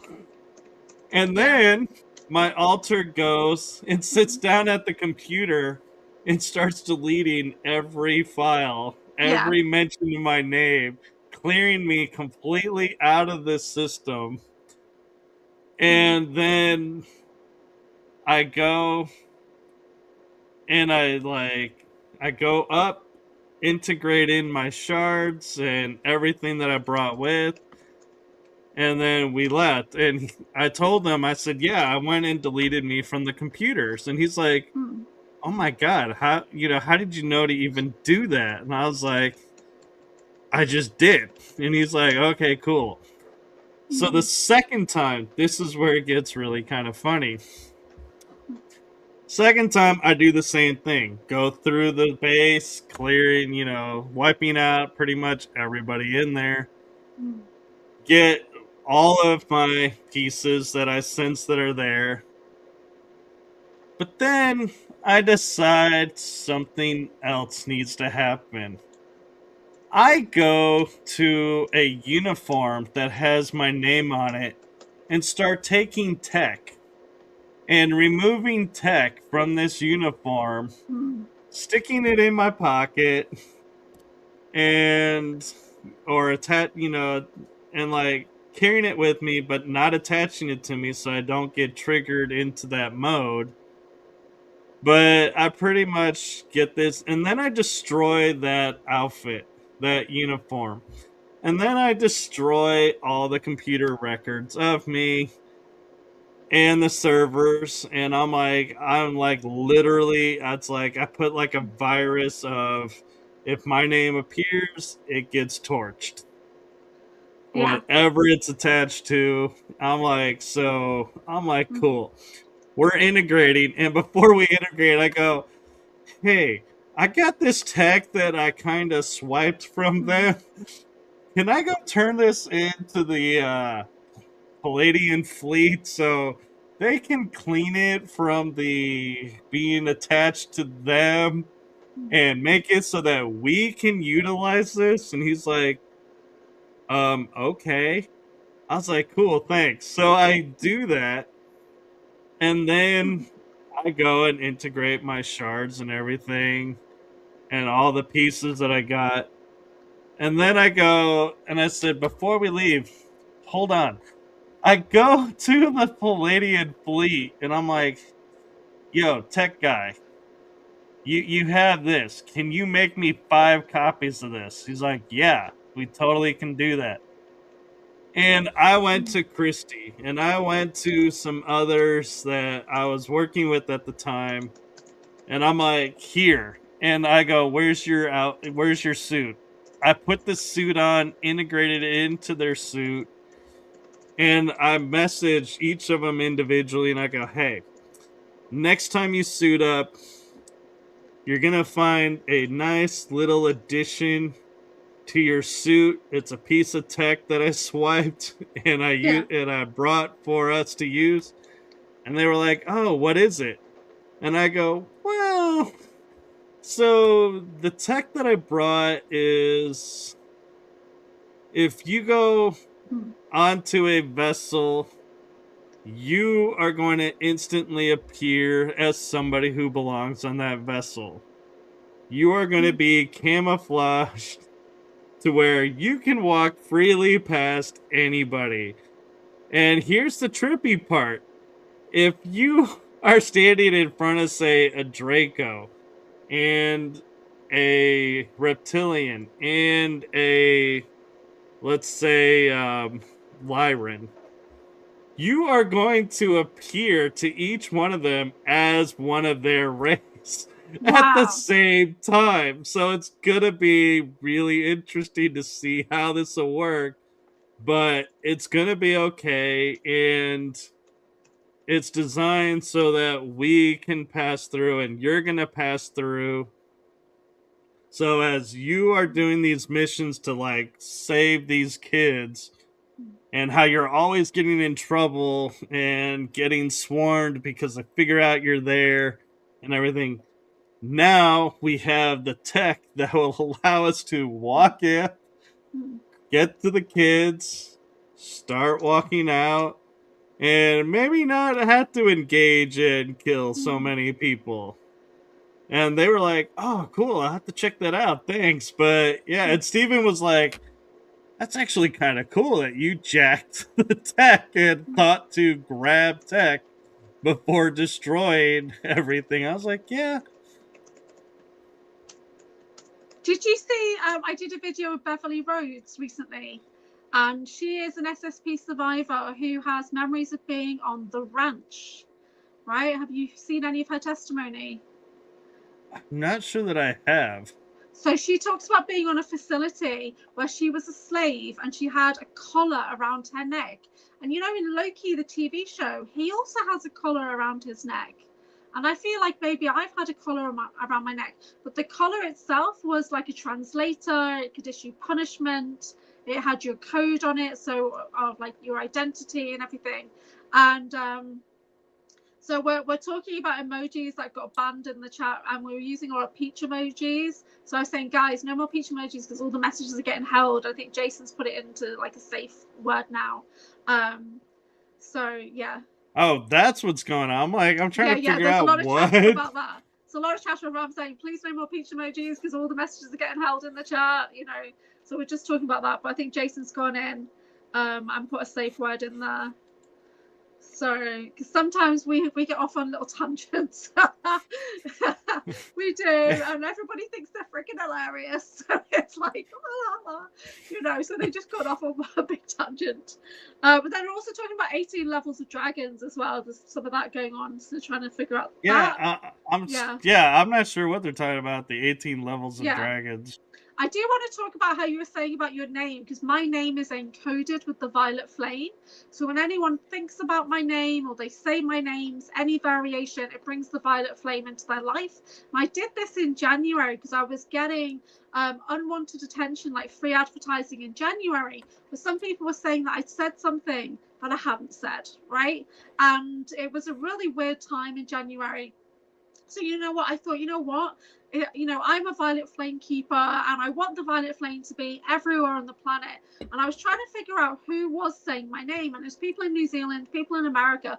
So I just did the spell work on it. I'm a high priestess alchemist, so I encoded my name with the violet flame. So even if you think about me, you say Julia AnchorHaven, Julia AnchorHaven, whatever, thinking about me or whatever, it's going to bring the violet flame cleanse to you via your higher self. And because I work in perfect love and perfect trust, it's always going to be for your highest good. So even if you physically don't want it in this vessel, your higher self's going to anchor it into you anyway to help balance your life, to bring in that transformational flame energy. So there's a lot of that going on right now. So just thank you to everybody who's been saying my name, whether it's well-intended or ill-intended, it makes no difference to me. You're helping me anchor the violet flame onto the planet, and that's positive.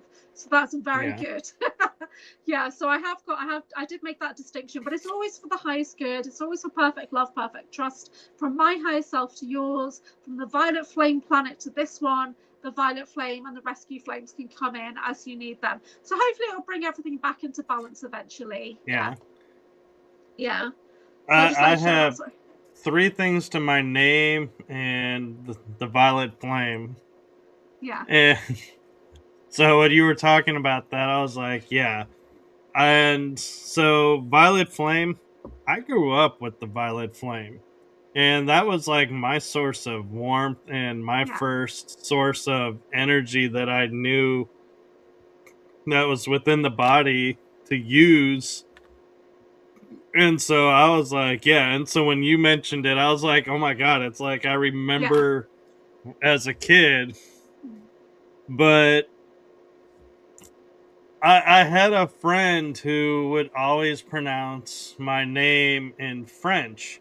And he was my parents, a friend of my parents, and he would always go Michel. And it would always pronounce the L at the end of my name. And I was like, and I was talking with somebody one day and I was like, the House of L being Superman, that is actually a real deal. L as a name, like bloodline name, and it's like, so if you had the L in your energy field, it's like, and I was noticing when I first was coming aware of, my name as being like Mike L and like having that L on the end, I was always talking about hope. And I was like all about the hope, and there's always hope, and like trying, being like a beacon of hope. And then I saw Man of Steel, Henry Cavill's Superman, and Lois goes, "Oh, you have this really pretty S on your suit," and he goes, "That's not an S." And she goes, "It looks like an S." He goes, "Yeah, but it's not an S. It's the symbol of L on my planet." And she goes, "Well, what does that, mean?" And like she's being like sarcastic, and she's like, "So what does that mean?" He goes, "It's a symbol of hope." And it's like I sat there and I was like, "Dude, really?" Yeah. And I was like, That's cool. "Wow." That's awesome. But yeah. And like, yeah, Rachel, I kind of noticed that too, that you had the L in your name. And Rachel and Mike L spelled same, so, yeah, but pronounced different. I don't resonate with my name Julia. I never have. And there's other versions of me as well from the past in my ACIO records. I'm Juliet, and I don't resonate with it at all. Yeah, but I want to address something because she says Rachel and Michael spelt same but pronounced different. Yeah. It's not, I'm not saying the energy is the Meek L or Mike L. The first part, it's the end part. So our names would actually be pronounced the same.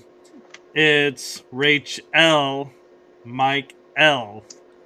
Yeah. And so even pronouncing it Rock L, you still have the L at the end, and that's where it's like the surname, so my to Egyptian speak. name is Alane, but I spell it with ALANE. Yeah, Alane Ra, but it probably is ELANE.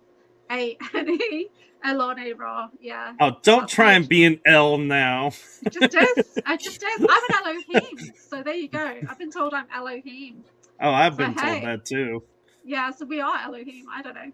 But yeah, so I do Alane Ra, but I don't. It should really. I say Elane, but I write it Alane. Why do that? To be honest, yeah. I had a lady that was looking at my energy, and she goes, "You have this red energy above you," and I was like, "Yeah," and and we started talking, and she's like, "This is like some red angelic energy, but I don't know." And I go, "Seraphim," and she goes, "What?" I said, "It's the Seraphim. They're either portrayed as red or covered in eyes," and I'm like, the red is kind of a little easier to take. Interesting. What do you know about the Elohim? Have you seen that as a color or anything? I haven't seen it as a color, but I have seen it as energy, and I have tapped that energy before and utilized it. So I can get into it, and it doesn't affect me, but there is it's not an energy though that I tap a lot.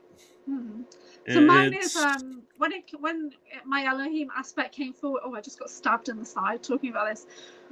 When my aspect came forward last year, it was very battle worn, and it was Phil Barrow that kind of reconnected me with my Elohim version, and it needed a lot of healing. Like, it had been draining me a little bit to heal itself, but it's at full capacity now. It's like a warrior aspect of me. It goes off to do its own thing. But it's been coming into my awareness a lot lately. I'm not too sure why, what it's after. And I will say though too, what's interesting, kind of talking about Elohim and the angels and everything, Michael is kind of a unique archangel because he has a blue flaming sword, Yeah. But what a lot of people don't know is that blue flaming sword is violet flame energy. Why it appears blue, I don't know. I've never really So looked within into. within the flame, there's lots of colors inside called the many flames or the rescue flames. So that's the multi-dimensional aspect. I work with the blue flame as an Arcturian flame that's come from my Arcturian guides. And that integrated into my violet flame this time last year, actually, which is quite interesting, when I was in Glastonbury. And it was David Starr who initiated the upgrade on Typical Skeptic, and I got hit with a massive charge of blue flame from Arcturus. So that's really cool. But yeah, it does all merge together into the violet flame. So it's like the violet flame is like a base code energy in a way that it can hold the frequencies. And then within that, you've got the many flames. So I access them through my violet flame chakra, which is a living fire that sits here in between my third eye and my crown. And that's like a modality that I can share with people. And it links into the violet flame chakra on the planet as well. It's come from Saint Germain. It's a multi-dimensional gateway, but it brings in a much deeper level of healing with those multi-dimensional flames. So yeah, blue, red, gold, green, they're all there, all intertwined within the violet flame as like an anchor. Yeah, that's pretty cool. Yeah, Saint Germain is like the ascended master of the violet flame. Yeah, but however, before him, it was the Lady Guan Yin for 3,000 years. So she was the original keeper of the flame. She first kind of brought it in here, or well, for 3,000 years she did, and then she handed it over to Saint Germain and Lady Portia, so they honor it together. So Lady Portia brings in like the karmic feminine aspect of that, but she's the karmic board balance. So I work a lot with Lady Portia for the last year. Oh my word. A lot of karma has cleared. There's not as much coming forward now to be cancelled out. And one of the things I do as an Akashic record keeper is when I'm doing a reading, if unwanted energy is coming in, I'm tying that back, whether it's grief, sadness, whatever it is, I'm tying that back into some kind of karmic challenge that you've had, like a file that's still pending. So it's like you've got this report card and it's still outstanding that you haven't ticked a box somewhere. And I'm like, can we please finish this now? Can we just burn this up in the violet flame and let it go? And we do. We just clear out the karma now. And that's been happening very rapidly for the last 6 months. So a lot less of that karmic residue on the planet now than there was last year. So that's pretty awesome, I think. So it's a good job, everybody. Everybody's moving into crystalline frequencies now, which is really good. So yeah, they're rebuilding. I work with crystal light angels, and I've been working with these crystal light angels for more than 2 years, and they come in to check your light quotient, how much crystalline light you can actually hold and embody, and they work with you to crystallize your hair, your bones, your teeth, and to just basically change it so you can just keep eating light. So at some point we will stop eating food and we will eat light. That's how we used to be in Lemuria. We would eat light. And we could have food if we wanted to, but we didn't need to rely on that sustenance because we had the light sustenance instead. So hopefully we're going back into that. So we'll start eating less and less eventually of physical food. So, fun fact for you is I actually can get nourishment from the air. Yeah. And I can pull water out of air. So whenever it's like I get super thirsty and I'm like, man, I really need a drink, it can be hot, arid, and like feel like there's no moisture around, and I can still find water. Yeah, I love that. That's so cool. But Rachel is saying, has anyone over 50, I love how she put that distinguishment in there, found throughout their lives they get on better with certain people named same over others? I get on with Rob's and Michael's, but not Ian's. I don't seem to get on with Sharon's or Kel. Yeah, I'm not too sure if I can distinguish. I did have a lot of Tracy's in my life at one point because it's a very popular name out here for a woman. I know in America they use it for men as well. But they were all good, I think. And then Michelle's, I do have a bit of an issue with Michelle's at times. But generally okay. But I don't know really when it comes to men. So I've dated a Rob. I'm friends with the Rob. It was fine. You know, I don't know. But a lot of my friends are like in India, so their names are all like, you know, very different. Yeah. Rainbow Flame Marks. Wizard. Yeah, marks are weird, right? Has anyone else had issue with marks? Oh yeah, Rainbow Flame's coming for the rescue flame training. Did you notice? No, did you book in for that? When is that? Let me check my diary. Whoops. Have I missed something? Is it this week? We just check. I've got a booking diary, which is bookwen.com/AnchorHaven. Yeah. That's where my courses are, my retreats. There's a retreat this Sunday. I go ahead. Is it in August, Rainbow Flame? Is it the 9th of August, or have I missed something? Let me just check. I'll log in. Or did you book it on Patreon? I need to check. I'll come back to that. Let me write it down. I hope I haven't missed it. I will say society has taken a few names and has really done a number on them, like Karens. They are viewed as the drama queens, and like everyone's like, don't be a Karen. Yeah. And it's like, yeah. There was a female comedian that kind of flipped that on its head. And I was like, what does that stand for? Well, it stands for excellence in a way. So you're not going to put up with shit. You're going to want to talk to the manager. You're not going to put up with this kind of stuff. Yeah. So I think you can flip that narrative on its head of having standards. Yeah. I don't know. Yeah. Terry is asking, aren't we supposed to get nourishment from the sun? Yes, it's called vitamin D, and the body needs it. And when I was in India, I was receiving a lot of vitamin D. And then when I came to the UK, my levels dropped so bad that I could not function. And for 2 or 3 years, I had to take supplements. And I haven't done that for a long time, so I need to have a think about that now as well.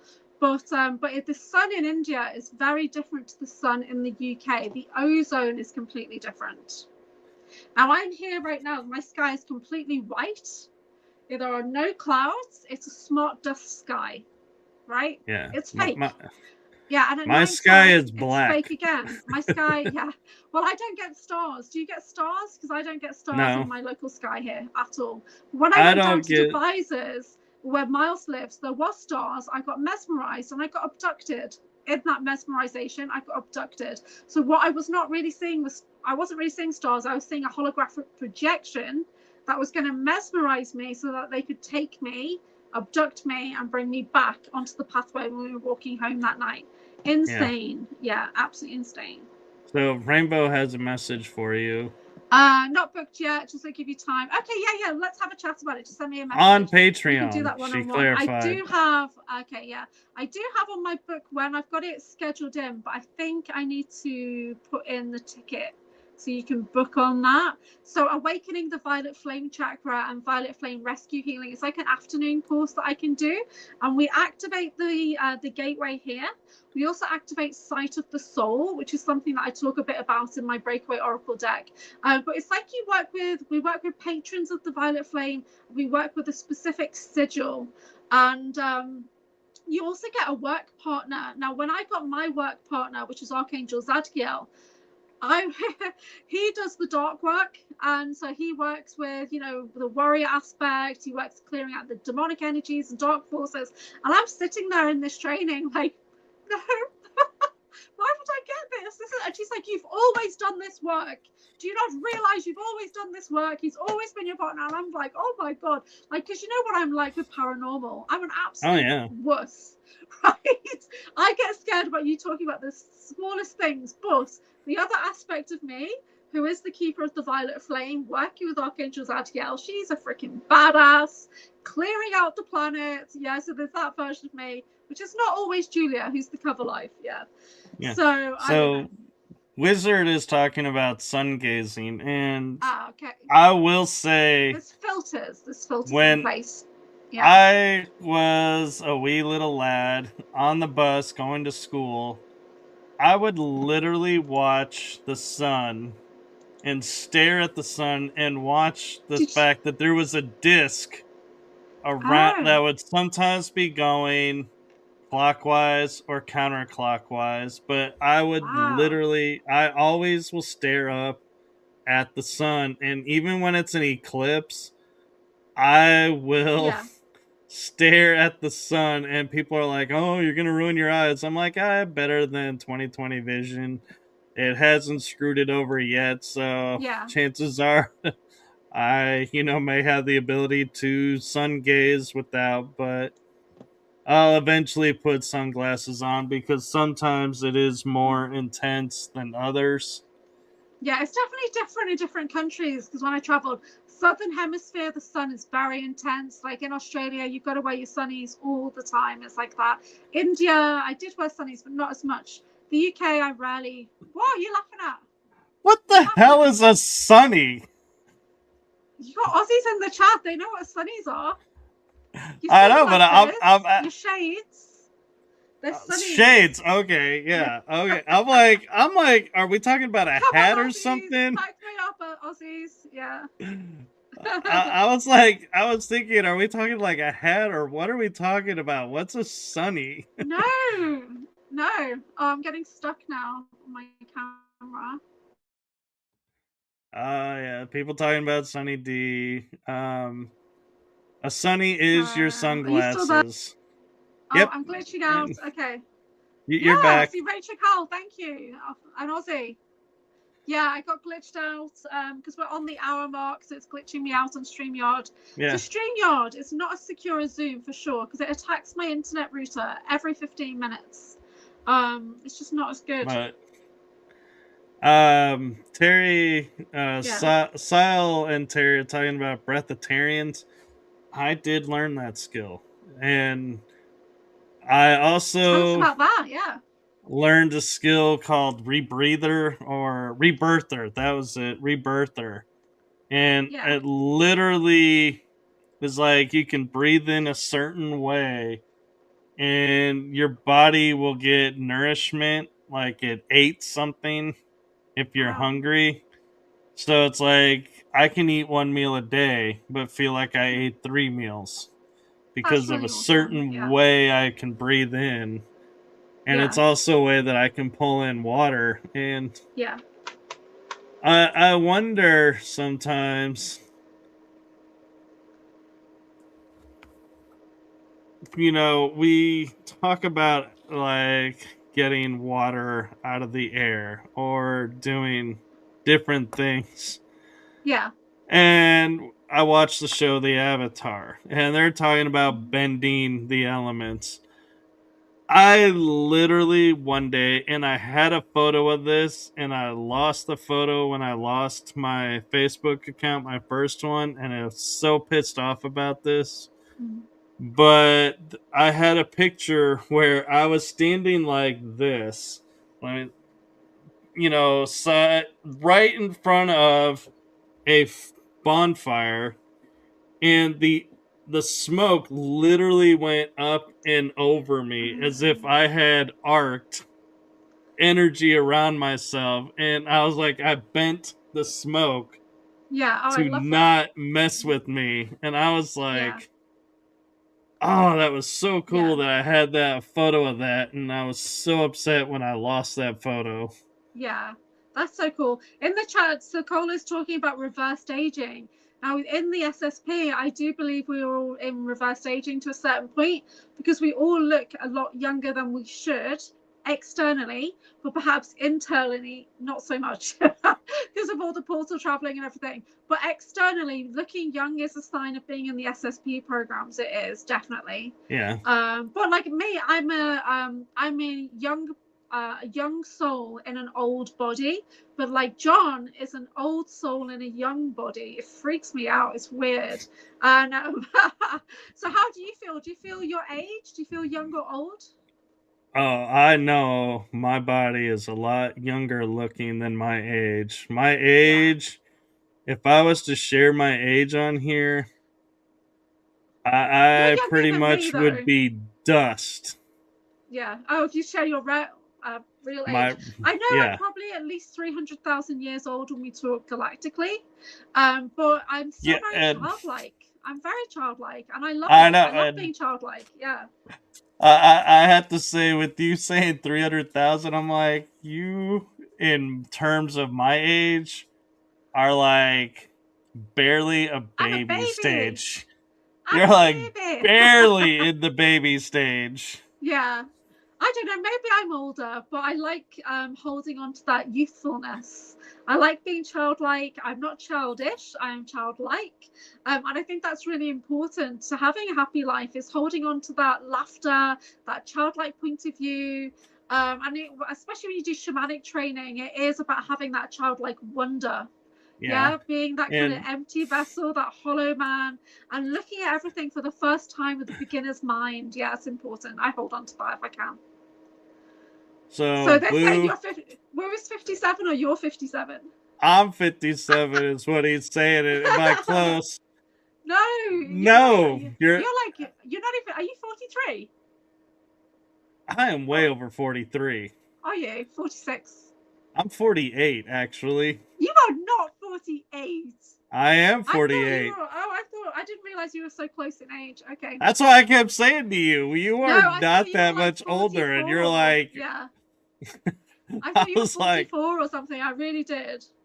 Terry says, my husband is aging like fine wine, and I'm aging like moldy cheese. No, you are not. You are beautiful. You look lovely. I'm gonna make a statement, and do not take this the wrong way, but blue cheese is moldy cheese, and it is some of the best cheese to make nachos and other things with. Ooh. So do not sit there and say moldy cheese is not aging well. Because blue cheese is the bomb. She looks fantastic. And she's a granny. She's a young She's granny. a granny. The way you say that. I didn't say grainy. I said granny, like grandma. I said granny. Granny. That's how we say it in America, is granny. It's like Mima. Have you got a Mima? Did you have a Mima? What did you have? We have I had grandma, or this was the weird thing about me that irritated my parents to no end. I would call family members by their name. Right. Like, I would be like, Mom. I would call her by her name. Yeah. Or grandma. I would call her by her name. And my mom would be like, that's not respectful. I'm like, why? It's their name. Yeah. And I was doing this in my 20s, and it was like, it annoyed them. You know what I like about in America, when you'll say like Miss somebody, you know, like Miss Mary or whatever, and they put the Miss in front. I like that. Yeah, like Miss Julia. So, you got to be careful though with it, because like in your case, it would be Miss Julia. Yeah. But if you go Ms. Julia, that means you're married. Okay, yeah, I am a or Ms. Mrs. I prefer Ms. I've used Ms. since I was like 9. I've always been a Ms. I don't know why. I just liked it. So I've always been a Ms. Yeah. Now Sile is. So yeah. Yeah, Sile is saying, "Damn, woo! I look 43 and then 42." Everyone's talking. I think we're aging backwards. We are, for sure. For me, the key is crystals. Yeah. Crystals are the key. Yeah, they really, really are. I do crystal facials. I have a crystal mattress. I'm a crystal master therapist, so I teach 4 different levels of crystal studies, and I work with crystals every day. I literally embody all of the crystals within me now, because I've been working with crystals for so long. I can just call forward any crystal I need, just as part of me, because it's all within you. It's all the same minerals. Yeah. No, I'm laughing at Jason's comment. Unless Nathan is here, I'm the youngest. Yeah. Nathan is a lot older than he looks, actually. Nathan is like 29, I think. But he looks younger. He has got a fantastic voice. Yeah. So Sile is asking, how long are we on? Yeah, we are up now, I think. Yeah, over 3.5 hours. Yeah. This has been epic. And we just got off on like amazing tangents. I know I don't even know like how to even tie this back in, but yeah, I love blue cheese. Yeah, we definitely hit the comics, the superheroes, the TV shows, movies. Yeah, we did a lot of that today. Yeah, it's been really cool. Thank you. This is what disclosure is all about, people. Yeah. And we never talked about Thundercats. Thundercats, ho, right? Thundercats is the introduction to the Lyran Wars, the Black Pyramids. Yeah, Thundercats. And I talk about Thundercats in my basis presentation. Yeah. Yeah. And I remember telling you they called it Third Earth, and we are on the Third Earth. Yeah. So the Thundercats were here. That's why Egypt's pyramid shape was on there. Yeah. And so, yeah, Thundercats, there's a lot to it. And I will admit, the Sword of Omens, I have memory of a sword where I could use it and see things that were happening. And for those that are curious, yes, the sword did have a name, and you had to be bloodline related to activate it energetically wise. Yeah. And that would be Excalibur. Oh, I love Excalibur. I work with it energetically. I also work with Mjolnir energetically. But Excalibur I've had in my possession for a long time. Last year, I sent it back to Lady in the Lake, though. But I did recall it back to me a few months later. So I work with Excalibur energetically. I do a Reiki that's like a Merlin Reiki. Or Excalibur Reiki. So I teach that as well. So I think that might be in my Patreon. Yeah. So yeah, we're saying there wasn't so much Code Brown in today's episode, but we had a lot of Code Peach, right? Which is a new one for us. There was a lot of Code Peach. You playing Catwoman. We hardly spoke about how sexy Catwoman is. The guys just went off on one. And the girls mainly, I think. No, and I just gotta say, being so busy with all the shows that I do, because I'm not only on my 2 shows, I'm on other shows as well, and just started a monthly show where we're on once a month that I tune in, but I don't get to spend a lot of time in these chats. So y'all are like confusing the heck out of me with these codes.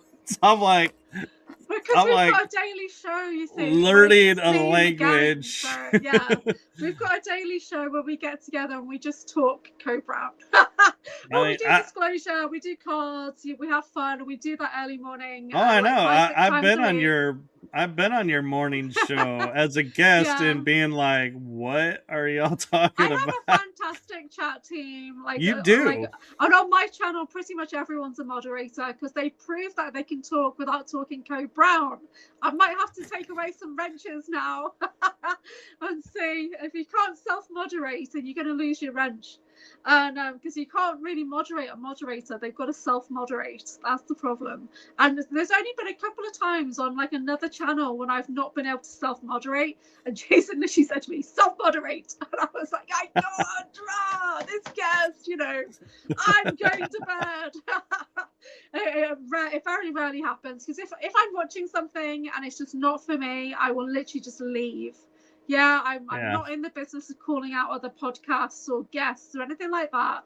If it's a load of shit, I'll just leave because, let them do their thing. That's absolutely fine. Because everybody's got free will, haven't they? Everybody's got free will. Everybody's responsible for their own health and well-being at all times. If our guests or our podcasts don't resonate, then just don't watch it. It's as simple as that. But thank you to everybody who does support our shows, consistently supports us pretty much every day, because we do a lot between the two of us, don't we? We do. And I'm like, I try to cut back, but I always end up like people asking me, and I'm like, okay, yeah, we can do that. Yeah, I'm available. Okay, I don't get that many guest requests because I make it very clear I only talk to my mates. That's it. If I'm only going to be a guest on my friends' shows, so people just don't really invite me. Occasionally I'll get something and I'll say, sorry, I just don't have time available, whatever. But I like to be with people who kind of understand the way I think and the way I work, and that I have no filter and that kind of thing. So I'm not comfortable as a guest. And I like our collaborations. That's what I prefer. Yeah, which is pretty cool. And it's kind of interesting because I don't have scheduled shows coming up while I'm in Nevada with Venus and Brad and Jeff. Is that where you are? That's where I'm gonna be. Okay. No, we're celebrating his birthday. It's his birthday bash. Of course, that's amazing. I saw pictures last year. Yeah. And so I'll be there, and he was like, you should bring your computer because, there are people, there that you can interview. And I was like, this was supposed to be vacation. And so I'm like, I love it though. I love working holidays. I love it.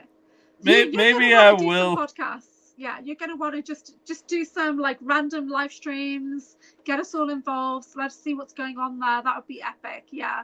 Well, see, and what I can do is I can do it through Rumble. Yeah.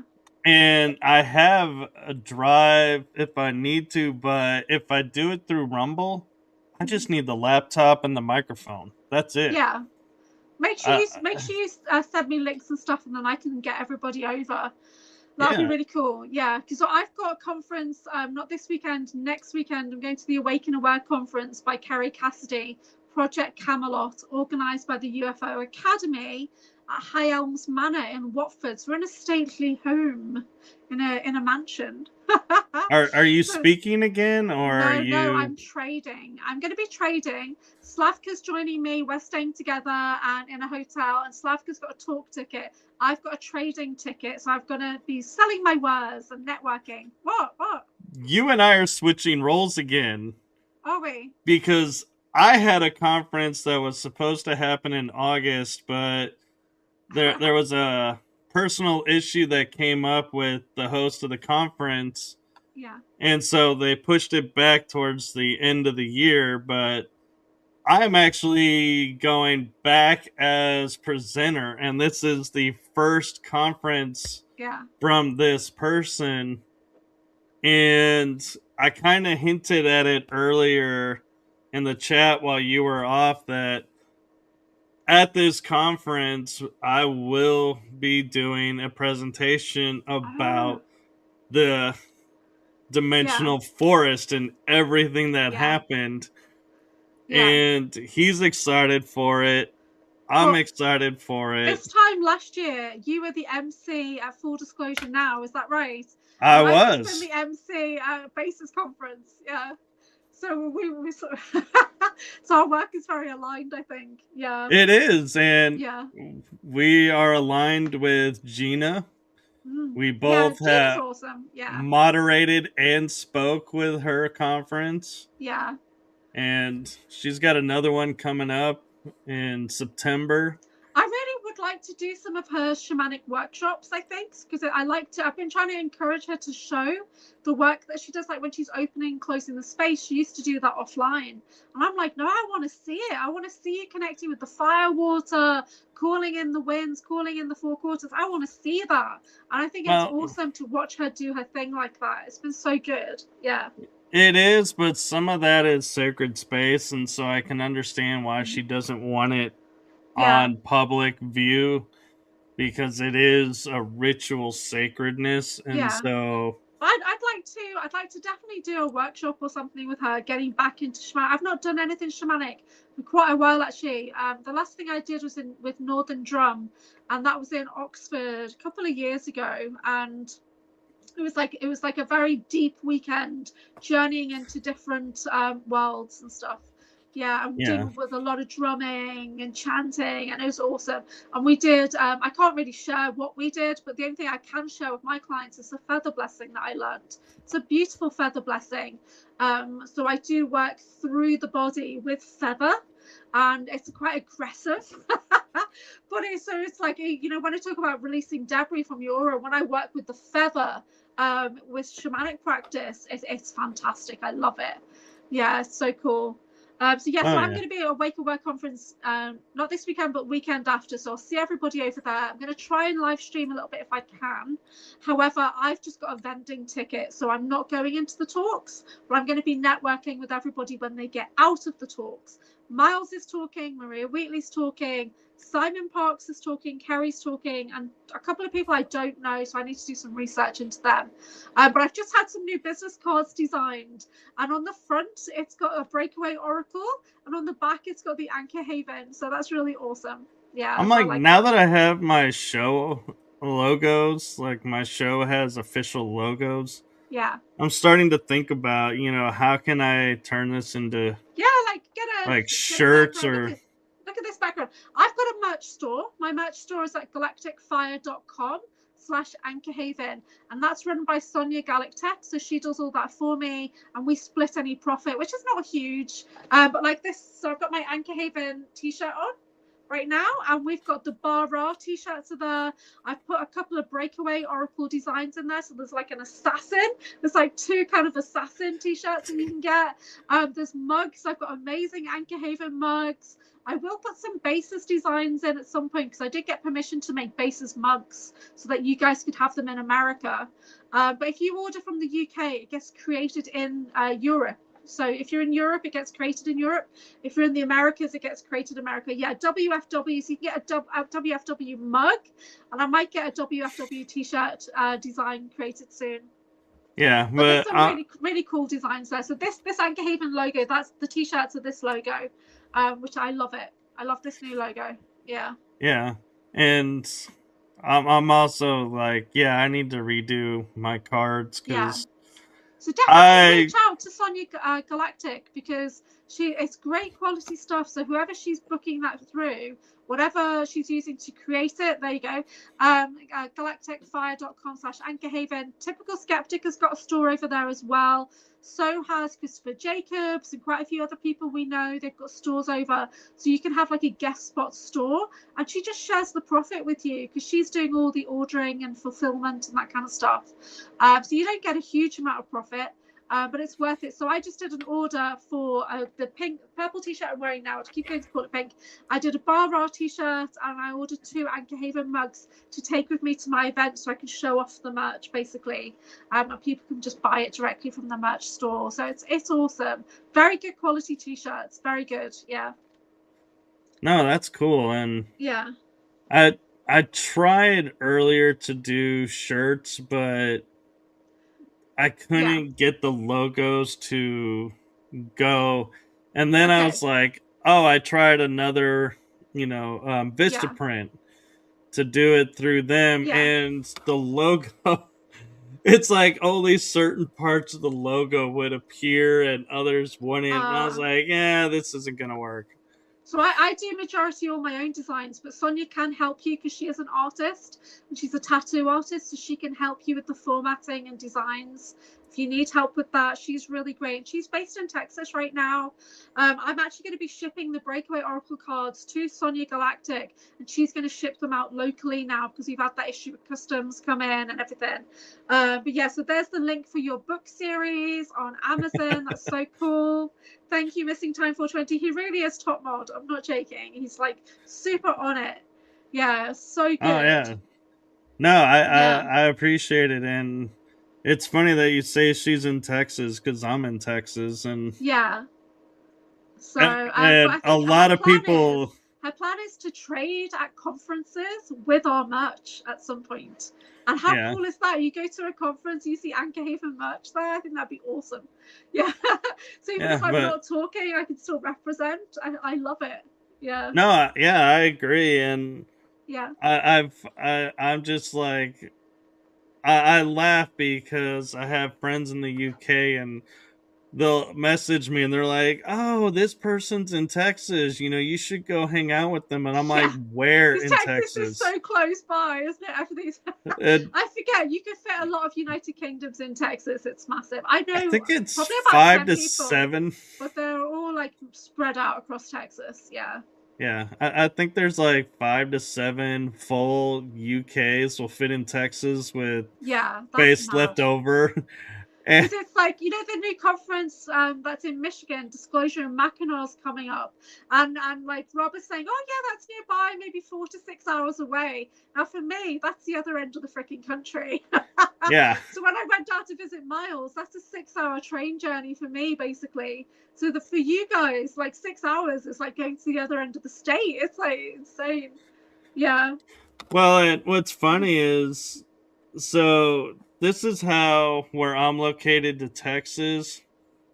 If I was to go 6 hours east, I would be in the middle of another state, or actually probably even 2 states over. Yeah. If I go north, I would be 2 states up, 6 hours. Ah, South, I would be either Mexico? on the coast or in Mexico, or close to Mexico. Still in Texas though. West, still in Texas. Northwest, into the Panhandle area, Yeah. I would still be in Texas at Yeah. 6 hours. So it's like everything That's to the mad. northwest and west, I cannot leave the state in That's one insane. day. So I had this issue with Beverly Rhodes because she's, you know, she's British South African, but she's currently in Florida. So I'm saying, okay, Eastern, you know, I'm 5 hours ahead. She's like, oh no, I'm not on Eastern, I'm on Central. And I'm like, where the hell are you? So she's in the Panhandle, right? Yeah, near, because Starseed Lolo and I do a show, and she reminds me that she's in the central part, and she's near Pensacola. Everything near Pensacola and in the Panhandle part is central, and there's parts of the coast that are central, but majority is eastern. But Right. here's the thing that will mess with you, because I've had people on the East Coast in Florida say this to me. I'll go, oh yeah, you know, the show is, say, 9 p.m. Central Time, 10 p.m. Eastern. And they're like, wait, which Eastern are you talking about? And I'm like, Which what? Eastern? And there's Yeah. 2 Eastern times in Yeah. Florida. Oh, I didn't know that. Yeah, and so I was like, I asked them, I was like, what's the difference? Is it Atlantic? And they go, Is it the Atlantic time? Because Jay Skyrunners on Atlantic, and he's in Canada, and he's pushed even further east into Atlantic time. yeah. No, What? so what it is there's Eastern Standard Time, which does daylight savings, but then there's another Eastern Time that doesn't do daylight savings. Oh, oh my gosh. And so it's like, what? Yeah, And that is blowing my brains, yes. Arizona has pockets where there are cities that don't change. And so Texas actually just passed a law, and it's going to the next level of government, and hopefully it'll get passed. Yeah. That we are going to stop as a state changing for daylight savings, and we are like, once we change, we're forever going to be on that from here on out. And I'm like, yes, I totally am for that. But yeah, and Wizard, I'm with you. Yeah. We need to get rid of. I lived in India. There was no different time zones in India. It's just India time. There's no daylight, any nonsense. There's none of that. It's just India time. Doesn't matter where you are. It's all the same. Yes, some mornings you get up to do the school run and it's dark. Other mornings it's not, right? And stuff like that. Yeah. You deal with it. You do. And it's so much better because as soon as we do go into daylight savings or whatever, I get jet lag. And this sounds silly, but even because it's just an hour, but I get jet lag.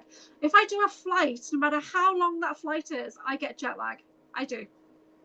Yeah, I just don't like it. My circadian rhythm does not like it. And I've shifted onto Eastern time zone now because Rob, typical skeptic, he's Eastern time. So about the last 18 months, I've been trying to shift into Eastern. And now when I book my clients and I do my podcasts, it's on Eastern. So yeah, it's rare that I do anything early in the day. I try and do everything later. And I'm solar powered. So I get up at 5 a.m. no matter what. Right, I don't know if that's military training or whatever, but I get up at 5 a.m. no matter what. So yeah, so I'm having to stay up later, and that's taken me a while to adjust to. Yeah. Okay. But I'm like, I find it so interesting when it comes to daylight savings, because in the wintertime, when we're out of daylight savings, it's like 8 o'clock. It is dark out. Yeah.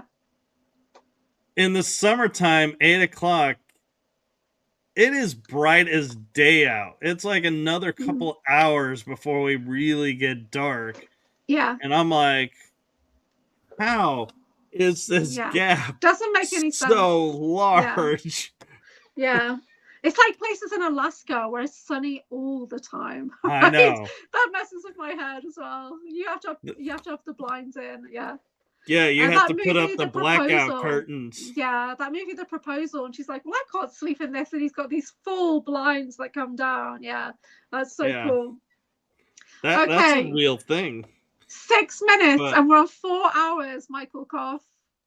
7, actually. Well, a little under 7, but yeah. Yeah.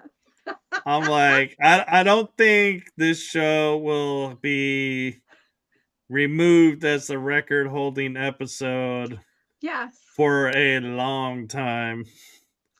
Yeah, but this is it. I don't think we're going to try and top a 4-hour show. I think this is it. Unless we do like a 24-hour marathon, when we have different people coming on every couple of hours, that would be epic. Yeah.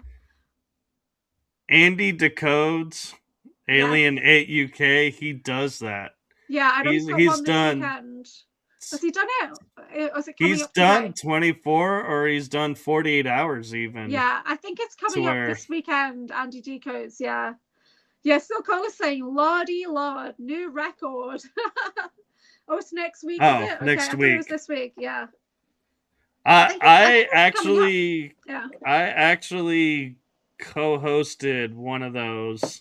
Did you? And that was wild, being up for that and being a part of that, because it was like, wow, it's like they were on and then they were off and the next came on, and it was like, wow. I think we should do that with Typical Skeptic for sure. And so Missing Time says it's just started on Andy Decode's channel, his 24-hour marathon. Yeah, UFO drop, I think. It's going through the files. I don't know. Okay, let's wrap this up. It is 9:30 a.m. here in the United Kingdom. I'm AnchorHaven. And this is, what are we? Rising through the unknown into mystical wellness? I don't know. Where are we? We're a collaboration. We're both. You can totally claim this as both, but yeah. I don't think that I could probably even email you this episode, because it's probably way too large. I will wait for it to kind of settle into YouTube, and then I'll just download the YouTube compressed version to put onto my channel. So it's okay, don't worry. I'll be compressing the audio, believe me, because whenever I hit 3 hours or more, I have to compress it to upload to one of my networks.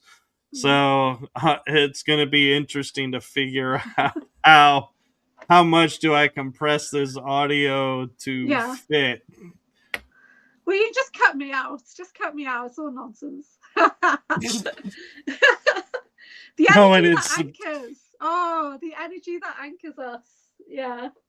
You know, that could be a fun new show we could do. Yeah, anchoring the energy. Riding through the haven. Both of those work, actually. Yeah. Many blessings, says Rachel Kyle. Yeah. Yeah. So, Jason, where are you around when we're making shows and needing titles? Because You're good at Jason's it. more available now because he's just got his laptop back. He's getting set up to do editing studio stuff now as well. Jason is one of my most trusted friends. I rely on him a lot, probably more than I should. Sorry, Jason. He anchors me. He's one of my anchors. Yeah. Yeah. Rachel says, thanks for being mediator, Terry. Yeah. Terry's very diplomatic. She's holding it together there with all the code peach going on. I don't know. It's insane. Yeah, lately I'm like, yeah, I'm thinking I'm getting tired and things are getting past. That's okay. Well, I'm just going to plug something that I've got going on Sunday. If you go to my bookwhen.com/AnchorHaven, this is my booking schedule. And on Sunday, I have an afternoon retreat, which is on Zoom. It's 5 o'clock UK time till 7:30 UK. It's actually half price right now. But if you're already in one of my subscriptions, you will get the link for it. Or you can go on there and just claim the free link for anybody who's in the Substack or the Patreon paid memberships. Yeah. And over those 2.5 hours, we will be relaxing into beautiful meditation. We'll be working with goddess energies, crystal, dragon skulls, and whatever decides to come forward on that session. So it's going to be really, really lovely. So it's half price right now. So if you're not in a membership, don't worry, it's half price. And if you are in my Patreon, you can be a free Patreon member. Go to anchorhaven.co.uk or just find me on Patreon. My online shop is there. So I've got an online energy shop where there's many courses that you can purchase. There's plenty of free stuff on there as well. If you're getting into SSP, Super Soldier Debrief, there's free resources there for you too. And you can also book in with me for a private session, and 30-minute sessions for the rest of July are going to be half price. And this is to honor that we got to 800 subscribers on my YouTube. So thank you so much, everybody. Yeah, they'll put a couple of half price sales there for everybody to enjoy. So yeah, join me on the private afternoon retreat. It's going to be great. So there's going to be music, we're going to do breath work, we're going to anchor in some new activating energies, calling guides, guardians, goddesses, whatever. It's very intuitive, so I won't really know until I get the kind of okay in my mind that everybody's booked in. And these things are not always recorded, but there might be some elements of it that will be recorded and will get issued into my Patreon. I'm also teaching runic energy healing on Thursdays right now, and you can either book in for the full 8-week course, or you can book in part by part and just purchase as you go. And it's not just standard Norse runes. We're doing Runvolda, which is runic Reiki, which is a very advanced runic energy healing system that connects into the Norse runes. We're getting into Norse mythology, into Odin, Freya, and as we work through the runes, we'll be connecting into their energy. But most of all, we're working with Yggdrasil, the world tree. Yeah, the 9 realms kind of energy. We're connecting into that. So it's very exciting. I love working with Norse runes. Yeah. What? Oh, you crossed us over the 4-hour line. Okay, there we go. So that's me. Thank you so much for watching, everybody. I gave it out. And I'm on YouTube, Facebook, Spotify, Rumble. So you pretty much find me on most socials. I'm not so active on some as others. I'm there, but yeah, I do just mainly promoting shows on a lot of them. But yeah, this is going to be fun, going to sleep now and waking up in a few hours for my day. I'm going to have my breakfast now, and then I'm going to do some admin, and then I go into meditation mode for the middle of the day. That's when I sleep best. So I go into either deep meditation recall, trying to access memories. John Whitberg got a new memory of me and him, and it was on planet, and that's totally changed something in my mind, because I had a memory being in a city doing surveillance.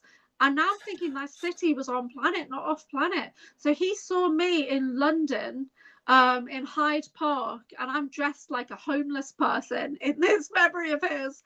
I don't know, but it's me. And is that near Cardiff? No, just in London. Yeah, Cardiff is South Wales. Yeah.